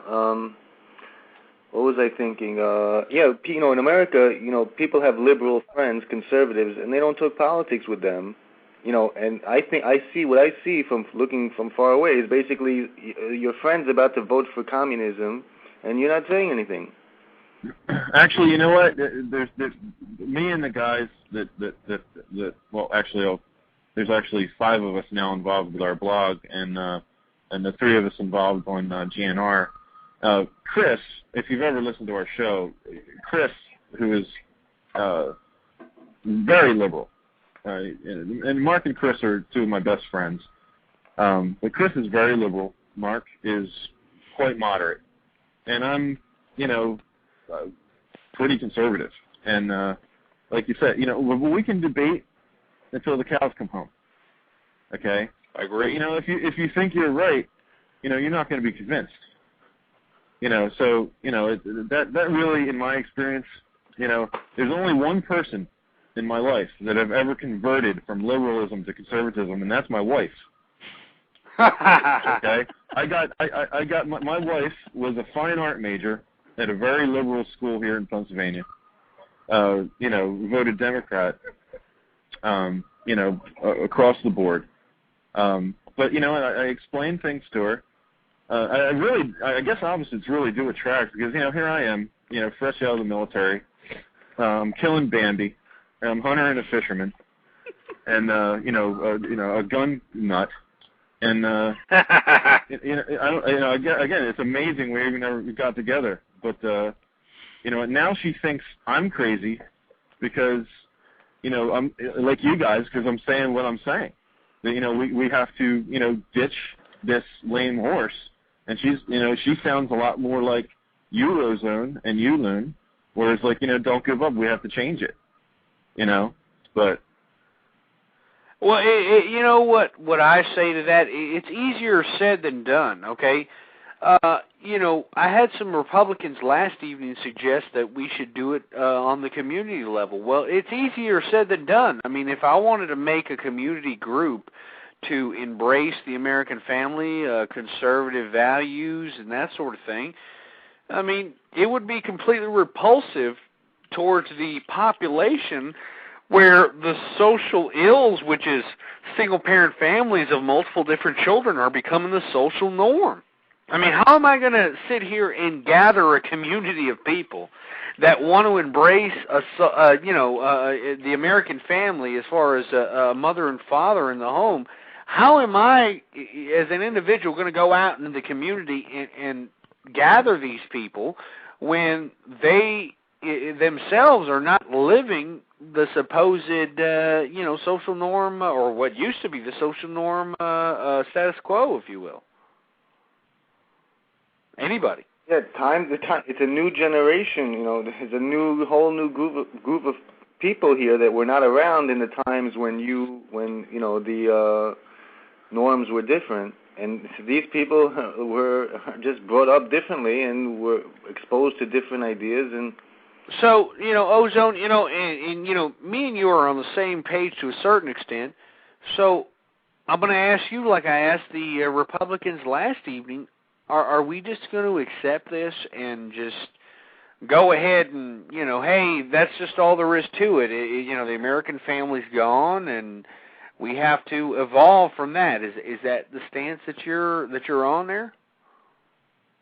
Absolutely not. I've been talking about it for 2.5 years as well. I understand you have, but with the statement that you just stated that, hey, well, we have different generations, we have this and that. I mean, I'm not trying to insinuate anything, but it sounds to me like you have a defeatist attitude, like most of the Republicans out here that I've been chastised by. I mean, look, I just want to perpetuate the American family. I'm not trying to say that you don't, Ozone, but by sitting here and saying, hey, generations change, that's all there is to it, and I mean, it seems I'm not saying that. Okay. I'm saying that's just reality. The generation changed. The propaganda was not the one that we wanted, and now it's changed. That's just reality. I don't want that. I mean, I'm not old enough to say that I could have even done anything about it or realized it. But I mean, I'm saying we have to do everything possible. But what can we do? We need Hollywood. We need media. And it's happening. A lot of people are talking about it. There's all kind of religious things on TV. There's all kinds of conservatives on TV, on the radio, blogs, online. People are talking. It's just that the liberals are doing it 10 times harder. So they control major media outlets. You don't see the other ones, and they're actively promoting much more their thing, which is much more appealing to the younger generation. And we're losing the fight, obviously. And we have to fight harder, as hard as possible. But what can I do? I'm doing my part, I guess. But I wish I could make a big movie and put Michael Moore in his place. But you're doing your part, Ozone, by having your BTR show. All of you are. By having your BTR shows, you're helping to get the conservative message out there. Well, we're not. Well, you're doing it with a very fun way, Dan, and a smile on your face and lots of balls. Well, you know, the bad... Go ahead, Dan. I have to agree. Occasionally, we get, you know, there's a salient point now here and there, but, you know, only occasionally. And that's actually a promise we made to our readers and listeners. So... Well, I just think that we need something bigger and better than that. I mean, obviously, Hollywood has been hijacked by liberalism. I mean, you can just tell by the artists, as far as the music industry is concerned, they're feeding on us. And at the same time, just look at the supposed big bad not the directors, but the actors that are out here acting in these movies. I mean, they've had 3, 4, 5 different divorces. You know, they're out here thinking that the American family's a joke.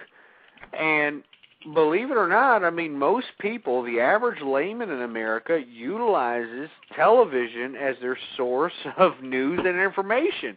And do I agree with that? Absolutely not. I think they're intellectually lazy. But at the same time, I mean, I don't know what to say about that. I mean, you can sit here and say those people are lazy, you know. I mean, they're not out there seeking out news and information. You know what? Go ahead.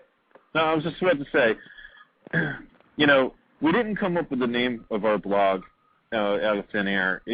Even though, you know, like I said, Chris is a liberal and Mark is a moderate, we all agreed that, you know, basically, you know, the media sucks, okay? And really, the only way to get true news and information, and I'm talking about both sides of the aisle here, it can be heavily laden toward the Republican or conservative side, and still you're not getting the complete picture, okay? More so the other way, I believe most times. But the only way that we found, and this is why we came up with our name, the 800-pound gorilla, was that, you know, we were doing it with humor, okay, but we were taking sources, and I believe the only way to get true news and information these days is online. Mm-hmm. And you have to do it through multiple sources. Absolutely. You can't just read it, you know, read one guy or one blog or whatever. The truth is out there, but it's between the lines, and you have to really do your homework. And, you know, that's how we came up with our name.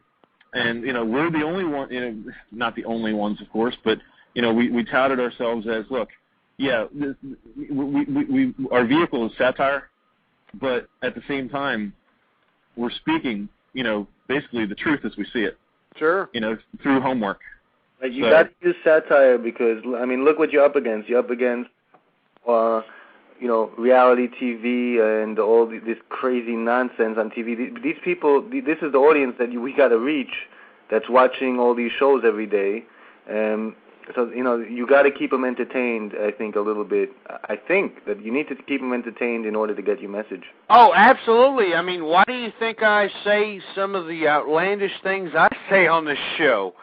I mean, I've been criticized. I mean, you heard it last. Well, both Gorilla and Ozone heard it. I mean, you know, some of the critics of my political persuasion were saying, "Oh, well, you say pecker shaft, and you say." Oh, I was listening to the archive of that marathon that went on last night, so.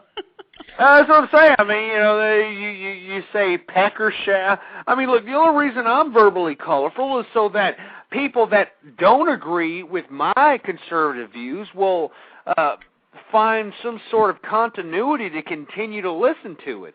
And to me, in my view, as long as they continue to come to my show, whether they think I'm ridiculous, whether they think I'm funny, whatever the case might be, it'll make them think. The repetitiveness of it will say, well, wait a minute.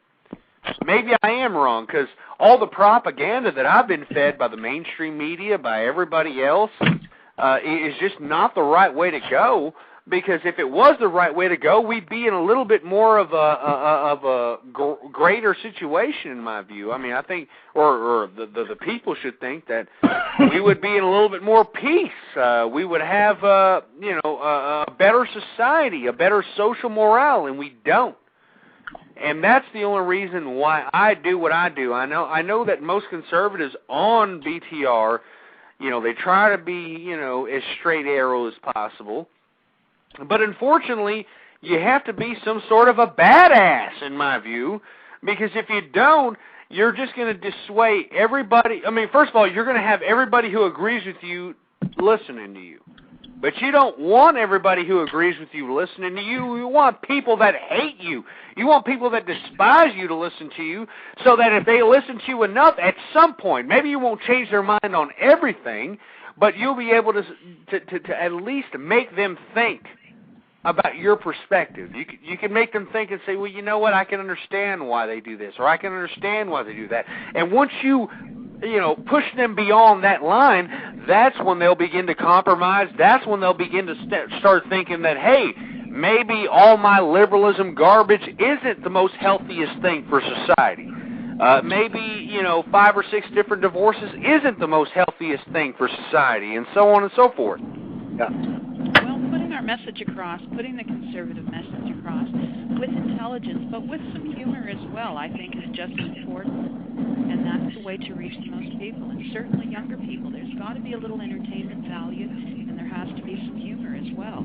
And the shows that I listen to, that I like the most, yes, by and large, they're conservative. I listen to a couple that are a little bit off the wall and have nothing to do with politics. But again, it's the entertainment value that's important on the conservative shows, and that's the way of getting the message across. Go ahead. We interviewed John Booty last Sunday.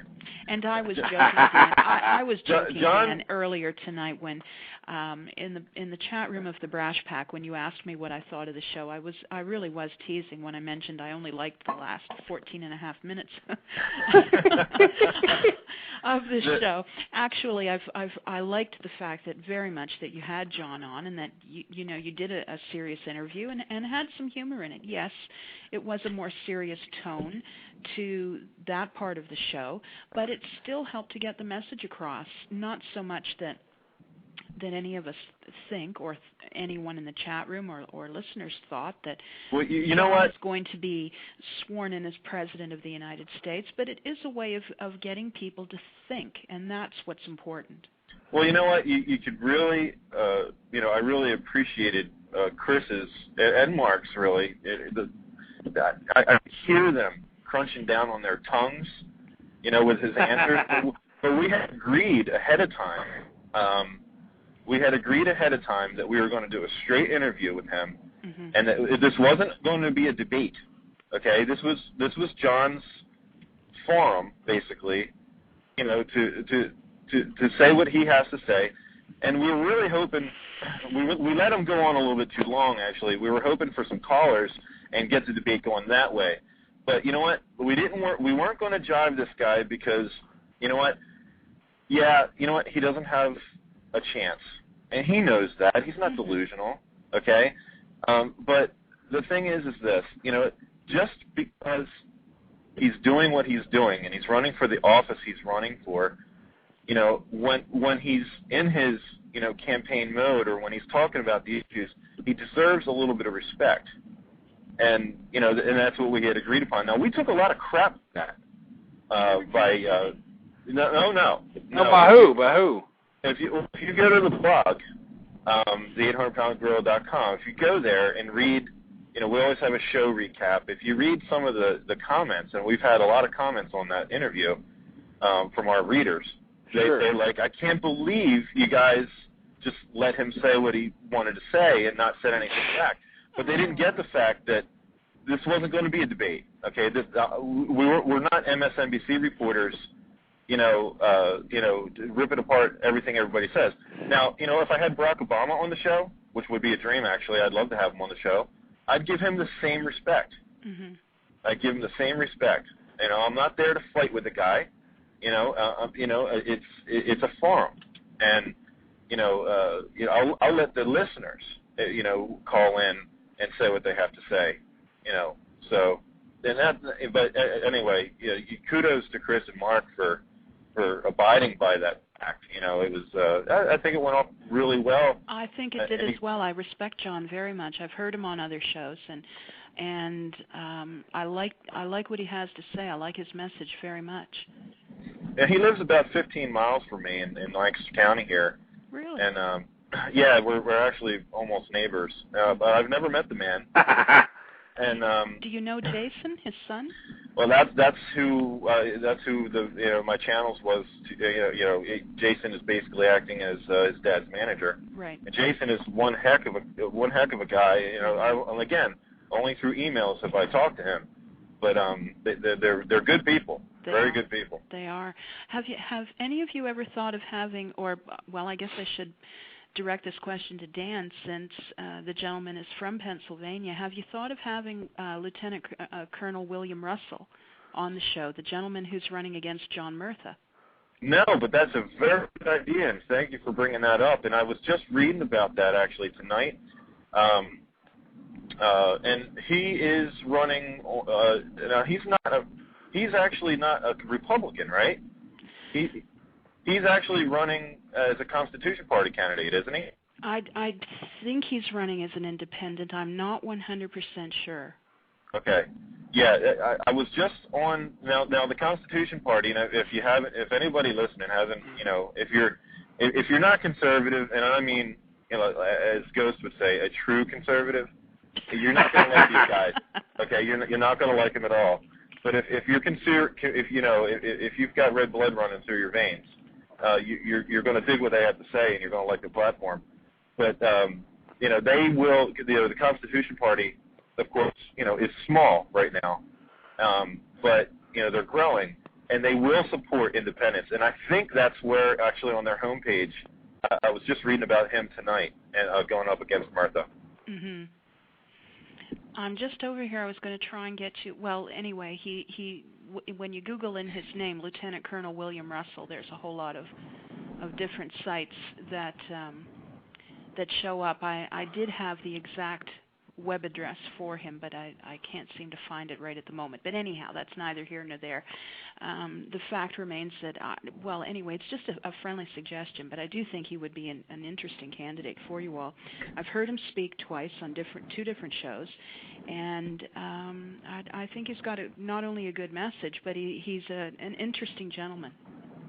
Well, you know, there must be something in the water out there in western Pennsylvania, because Murtha, you know, there's another prime example of, you know, a Republican going south. I mean, you know, there must be something in the Allegheny. That's all I have to say. Well, it could be. It could be something left over in the groundwater, no doubt. You know what? It could be the movie The Deer Hunter. Well, it could be that too. What I do know is that Congressman Murtha is the only person, other than one other person in the whole history of the United States Marine Corps, that is referred to as an ex-Marine. That's how unhappy they are with Congressman Murtha. Yep. Yeah. You know, I just look at McCain and Murtha, and I see almost the same guy. You know, except for, you know, with the exception of, you know, the support for the military. But yeah, I mean, you know, between Murtha and who else were you saying? Murtha and who? McCain.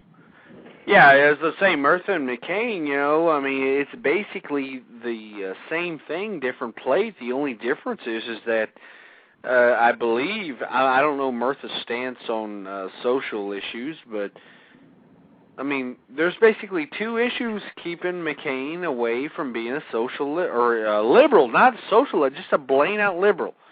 The first, obviously, is his international relations ideology, which is being a maverick and going out and, you know, kicking ass, taking names in the international community.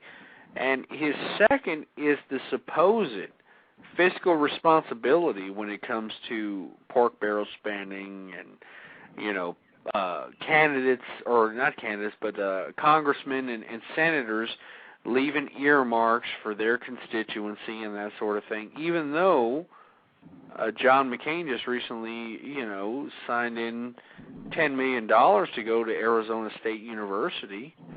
Well, you can only trust him as far as you can throw him as far as that stuff goes, because you remember in McCain-Feingold how, they were going to clean up politics and get the money out of politics. That's what they said. I remember it. You know what? They left just enough loopholes for the incumbents, didn't they?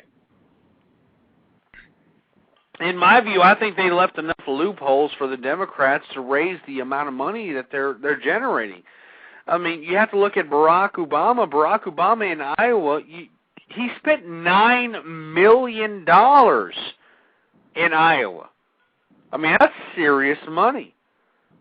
And at the same time, you got to look at how much money the Democrats are generating. And I'm not really a favorable fan towards the Mormon on the right side of the aisle, but I mean, you have to look at what Romney spent on top of the campaign contributions that he was given. He tried to spend his own money to try to win this candidacy, and he couldn't do it. Did you guys hear his speech at CPAC? Yeah, as a matter of fact, I mean, where was that speech? I was just about to say that. You know what, Gorilla? I was just about to say that, man. I mean, this man sounded genuine. He sounded, someone that was really talking from emotion, that wasn't talking out of a political paradigm. I mean, exactly where was that guy during the election, in my view? Well, I think because the arguments, you're talking about Romney, right? Yeah, Romney. Yeah, well, his arguments at the CPAC were geared more toward a general election, because he was talking about the difference between Republicans and Democrats. We never heard any argument of how important Iraq is and the war on terror, and we need, because the Republicans are all running against each other and they all support the war. So we never hear arguments like that, and all we hear from Democrats is that they're going to pull out and they're going to end it. So we never heard that before, but I think that when we start hearing the general election, the difference between when people think of Commander-in-Chief Obama, Commander-in-Chief Hillary, I think McCain is going to win, and I think that there's not going. If the message gets out and people see the commercials with Al-Qaeda and saying, hey, there's a threat, who do you want as Commander-in-Chief? People are going to vote for McCain. In a few months from now, it will all be enlightened as to what the outcome is going to be. But I have a feeling, and I've already been seeing it, and I've been saying it on GNR for a while. McCain, now what the media does, every word that's spoken, in the media, it has a purpose. Yeah. Okay. And McCain was their boy on the Republican side. He was their fair-haired child. And you know what? Now that he seems to be like the only one, and he is, they're starting to throw him overboard. You're going to see so much stuff in the media anti-McCain that, and you know what? The sheep are going to go along with it. They are. I don't know. I think the opposite's going to actually happen. The media is already starting to go against him now that he's the front runner, the clear front runner. Yeah. And I think the media is going to be a big, like they always are, very influential. They were also when Bush was running in 2004. The Iraq War already started. The Bush lied, kids died, was already in full effect. Joe Wilson was already saying he went to Nigeria, and it was Kerry, and it was complete wrong war, wrong place, wrong time. And the polls were saying Kerry's winning and Kerry's going to win, and every Democrat is 100% convinced, and all the media is telling that for sure Democrat's going to win because Bush is an idiot, basically. And then Bush won. So right, different race, different candidate. I mean, Kerry was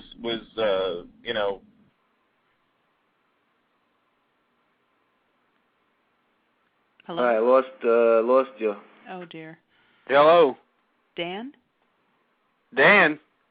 Phone died? Oh yeah, I think the phone died on Dan. That sucks. We were really listening to Dan there. Oh gosh. Well, I do wish that Mama McCain had been running, because I do think that she would have won hands down in an election and become the first woman president. I really do. That is a very strong lady.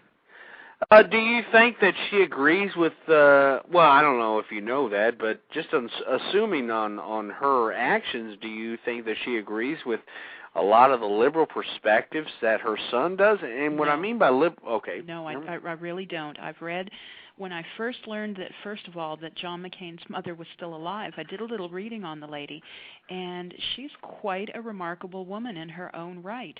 And I haven't been able to go too far back yet, because I just started reading about her over the weekend.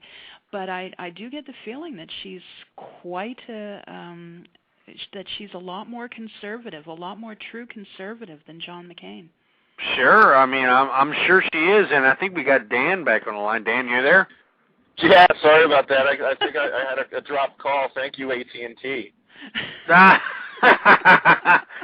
Well, what can you expect from the status quo, if you will?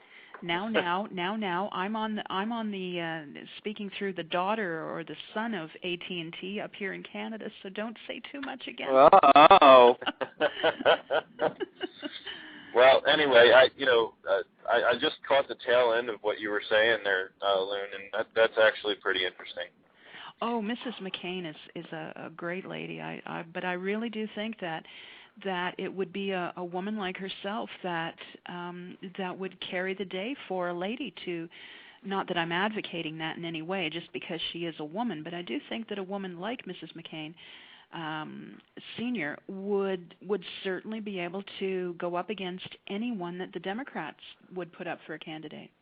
I have no question. Well, so I mean, I agree. I mean, with all due respect to well, actually, I don't, but with the Democratic candidates are concerned, I mean, obviously Hillary, we know the history behind that, so I don't even have to go into that, but Barack Obama, and I've stated this ever since the beginning of my show, I mean, he really hasn't said much. He's been very purposely evasive about his political platform. The whole thing he's trying to sell is this change. I don't know if he's talking about the change in his pocket, but I mean, we're not hearing much substance from Barack Obama. Mm-hmm. I don't really know what he stands for, other than the fact that he wants to leave Iraq. He wants to open a dialogue with Iran. As a matter of fact, I think he wants to talk to Hugo Chavez and Castro. Oh, he wants to talk to all the perceived enemies of the United States, present or future.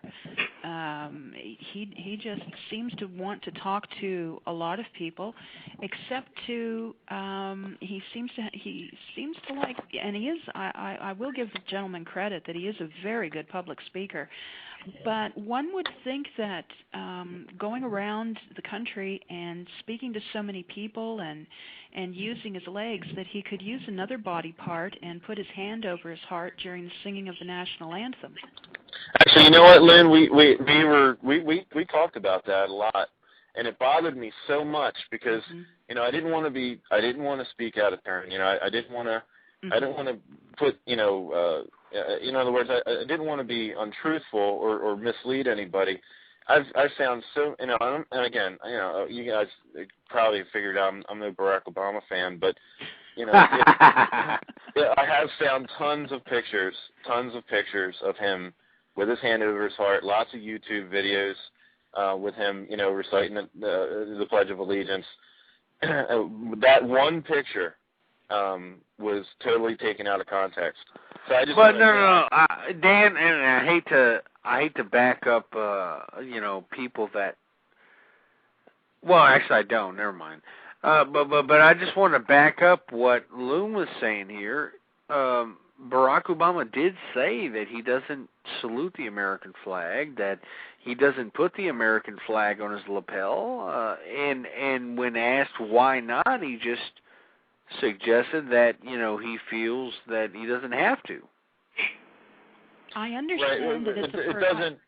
But go ahead. no, pardon me, but I feel very strongly about it that regardless of whether or not somebody feels that it's only speaking to the cameras, in a lot of ways it is, but it's such an important issue now, post September the 11th, and it would do more than just be pandering for votes. I feel I don't see why he has taken the stand that he has. I really don't understand.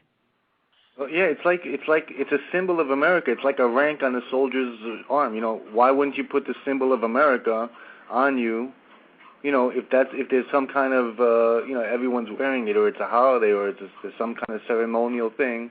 Why couldn't you? But I think Obama, the reason why he doesn't have to say anything, because his number one campaign issue is that he's not Hillary. And I think the entire Democratic Party, they might act like they know what's going on, but they're all in a state of flux. They don't know what to do. There's some that like Hillary, and then the other half that hate Hillary. There's some that they don't like Hillary. They go to Obama, but they know the guy is not experienced. They know this is not a presidential candidate.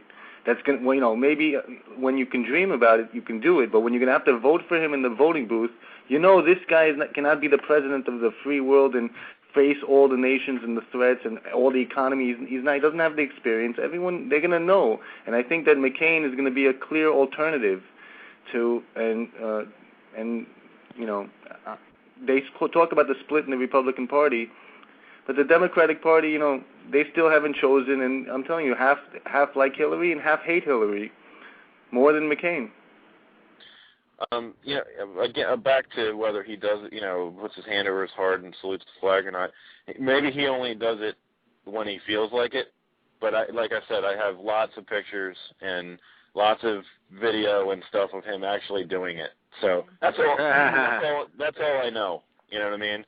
So a picture's worth 1,000 words, but... Mm-hmm. Well, and the one photograph, though, is going to haunt him. I really do think it is. Oh, I'm sure it's going to be an issue. I mean, McCain made issues out of things Romney never said. So, I'm sure he's going to make an issue out of this. So, it's, and more power to him, I guess. That's his politics.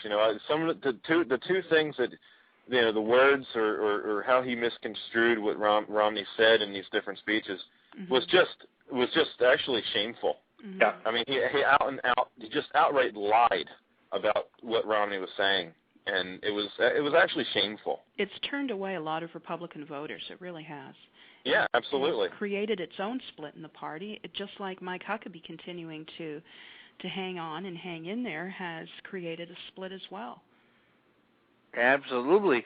And, Huckabee has no mathematical chance to win the election, but the nomination, I should say. The only reason he continues to do so is because he's a tool being utilized by the social liberals that have hijacked the Republican Party to gather up the base. And once they're gathered, all he has to do is say, well, it's just not that time. Just go ahead and, vote for Republican, vote for McCain, and everything will be all good. And that's exactly what we're seeing here, mm-hmm. in my view. I agree. How many onions do you all think that Hillary Clinton is going to go through by November? Sure. She's probably swallowing one right now as we speak, Yeah, start buying onion stock. Well, I could smell her onion breath when she, gave her last speech, for Christ's sake.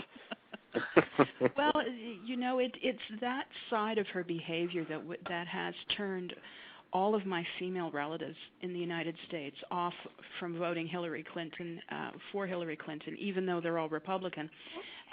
They've all said that one and all they would. It's her herself. It's not the fact of a woman running for president. It's absolutely the fact that they do not trust Hillary Clinton, the person. And they don't. I mean, I agree. Mm-hmm. And they have rights to do so because, I mean, we all lived through the first, well, I shouldn't say the first, but the Clinton administration.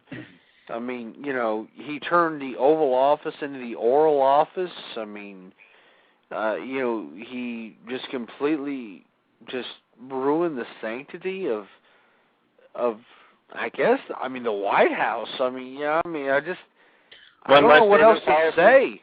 My favorite policy of the Clintons and the White House was no military uniforms. That was my favorite one. Oh, my God. Wasn't that disgusting? Oh, Lord. You know how millions... I thought the Marine Corps, I thought that the Marines that did duty at the time in and around the White House should have just showed up in shorts and tank tops and beach balls and just something that ridiculous, because that is how ridiculous her request was. I agree. He was having sex in the office with Monica, and all the youth of America saw that. Mm-hmm. I mean, they gave them an open door to say, hey, look, the president is doing it, cheating on his wife. I mean, that alone sent a huge wave of exactly the opposite of what Ghost always preaches. Well, and on top of which, the way that Bill Clinton tried to redefine what the definition of is, and how to split hairs, and that sort of thing, also perpetuated a propensity for most, I don't know whether you call it youth or disenchanted elder people or mature folks. I mean, they're sitting over here trying to justify oral copulation as some sort of form of just, handshaking. I mean, that's basically what they tried to do, and what Clinton did, and he's done it successfully, as far as I'm concerned. What mattered to me was where it took place, more than the actual act. The very fact of it occurring in the White House, well, I guess it might be arguable as to what other presidents might have entertained lady friends in other parts of the White House, whether they have or they haven't, I don't know for sure, but certainly one president in history comes to mind. But the very fact that Bill Clinton chose the Oval Office, to me, was completely disgusting. You know, I saw a C-SPAN where he was doing an interview, and they recorded the C-SPAN interview right before the Monica Lewinsky scandal broke. And he was giving a tour of the Oval Office, and there was the little library where he was always doing it with Monica right near the Oval Office. And basically he's saying, oh, and that's my reading room, and I like to read about Lincoln. I like to go in there often, and I lock the door, and I go, and that's what he's saying on the speech. On the tour. Oh my God. The tour, and then we find out he's locking the door.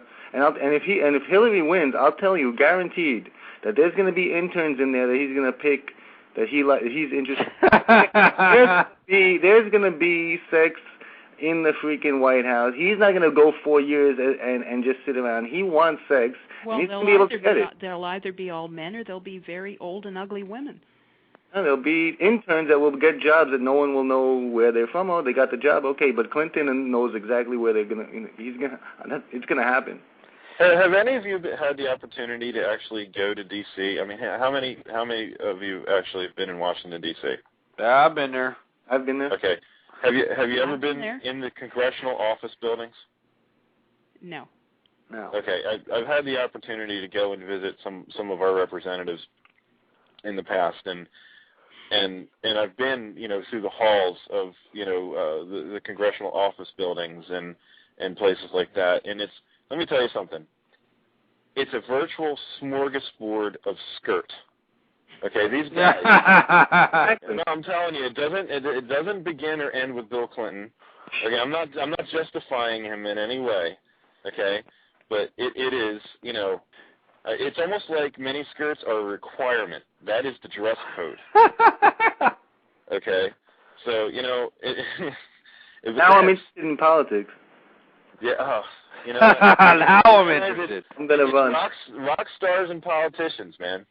That's why I've always thought that it would be, I've never understood why, well, I can understand the basic reason why women in the military wear skirts as part of their uniform, but I always thought that, first of all, being a lady, the skirts to me look extremely uncomfortable because of the fact that they are shorter than they really should be for to be considered in any way decorative, yes, but certainly no part of decorum. And secondly, I think it would remove a lot of the problems that have occurred and do occur in the military if women's uniforms were exactly the same as the men's, including the covers. I don't understand, except to enrich uniform makers, why there is such a difference. You know what it is? It's tradition. A lot of what happens in the military happens solely because of tradition. Correct. And when I was in basic training, we didn't train side by, we trained side by side with the female platoons, but they weren't with us all the time. Mm-hmm. And well, they were in the area, I should say. And they wear the same BDUs or battle dress uniforms. Correct. That's all the same. But as far as the Class A uniforms go, the idea was, you know what? Yeah, you're a soldier, but you're a woman, and we still want you to be feminine. So but obviously they're not going to lock and load in their Class A uniforms, hopefully. But that's that's what it is. It's tradition, and that's how it's always been. And you're not going to change. Obviously, you're not going to change the military very fast. Oh no, I understand that, Dan, but I just never understood why right from the beginning that it. And I can understand wanting to be considerate and of a woman's femininity and agreeing that they're women, so why couldn't they in a dress uniform wear a skirt? But I do think that in the long term that it would have prevented some problems, not everything, of course, but I think it would have been better across the board to have just made the uniforms very similar. They are that way in Britain, where there is a dress uniform that does include slacks for women. Wow. And when Princess Anne was attending her grandmother's funeral, she is part of the British, an officer in the British Navy, and she chose to go with the regular dress uniform instead of wearing a skirt. Wow. Well, that's, this is a new America we're living in, Loon. Well, I mean, I know you're in Canada, but, I mean, here in America, I mean, this is it. We're just... How's the healthcare up there? Oh my gosh, that's a completely different marathon of shows, Ozone. Our healthcare system is pretty much in its death throes. And I don't mean to be humorous at all. It's really falling apart, and the government, as well as citizens, are beginning to say that universal health care, as it is right now, doesn't work.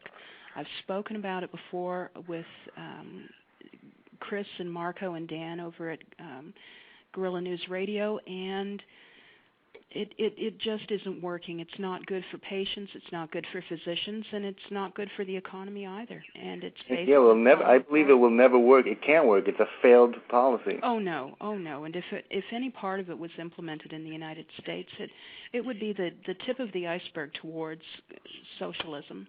Right. Yeah, I do a lot of my shows. 50% of the time I talk about healthcare and why it's going up, why the price is going up, why you need competition over the government deciding which town is going to get the next MRI center over the next 5 years. Well, you know what, folks? I got 3 minutes left, and I just want to let everybody know who's out there. It's been a great show. Ozone, Loon, and Dan from Guerrilla News Radio. Thank you for tuning in. Everybody who wants to get back to me at myspace.com/ghostpolitics. That's all one word, no underscores. And I'd like for all of you to promote your shows, because y'all are great folk. I mean, I know Loon doesn't have a show. Do you have a blog or anything? I do have a blog, and if anyone is interested in visiting, they just need to click on my little profile photo and fly on over and visit. And I did find Colonel Russell's web address, Dan, if you'd like me to give it to you now or send it to you. Go ahead and send it in the interest of time. Sure. Okay, and Ozone, go ahead and say your show, because I know you have a great conservative show. Yeah, political intervention. Normally the times are unknown. We're going to get a schedule down soon. Hey, yeah, I'm starting to take your unknown schedule as well, because Blog Talk Radio, BTR Network, is probably one of the greatest networks out here, so we can reach as many people as possible, and at the same time, people have the opportunity to call in and that sort of thing. So you don't want to continue on. There's a lot of people waking up now. No, I'm gonna crash out. I mean, I've been up all night, so to speak, and there's just there's no way I can continue on. Dan, you want to go ahead and let everybody know the 411 on your end?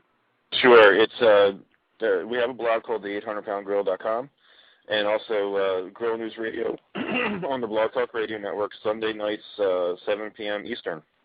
And I strongly recommend everybody's show who is sitting on here, debating on this open forum format, and I wanted to thank every one of you, Loon, Ozone, and Dan from Guerrilla News Radio for coming in and talking with me this evening. I mean, it was about 4 hours worth of very good political discourse, and I want to thank y'all again, and we're just going to continue this out until the last minute is over. I just want to let everybody know you can get back to me on my MySpace. Please add me to your friends list. I'm new to MySpace, so myspace.com/ghostpolitics, and I'm going to leave the last minute to you guys, or you people, I should say. So go ahead. I think this was great to show people, and that's not why I called in by any stretch of the imagination, but I think it's great to show that people that are able to disagree on issues, and we're able to agree on some, disagree on others, and still have an adult conversation that doesn't deteriorate into a shouting match. Absolutely. Ozone? Yep, absolutely that's what we need. Everyone's shouting at each other, and we're just like balls hitting each other. But if you come softly at each other, you might be able to get inside. You said the magic word. And Gorilla. Balls. You said balls. Oh my goodness. You took the word right out of my mouth. Oh man, and we're about out 5, 6, 7 seconds later. Thank you for tuning in. Really appreciate it. Bye-bye, guys. Take care, everybody, and have a good day. Good night to all of you, or good morning to all of you, I should say. Bye, Ghost. All right, take it easy. Bye, Loon. Goodbye. Take care. See you, Loon. Oye, is that the new Samsung Galaxy S7? Yeah, I got it for $0 down on AT&T Next. Plus, it takes amazing pictures. Oops. Don't worry, it's a water-resistant Samsung Galaxy S7. You can get the new Samsung Galaxy S7 for $0 down on AT&T Next, too. AT&T, mobilizing your world. Requires well-qualified credit, installment agreement, and service. Balance due if service canceled. Taxes, activation, or upgrade, and other fees, charges, and restrictions apply. Water resistant up to 5 feet for up to 30 minutes. Rinse residue. Wipe dry. Visit att.com/next for details.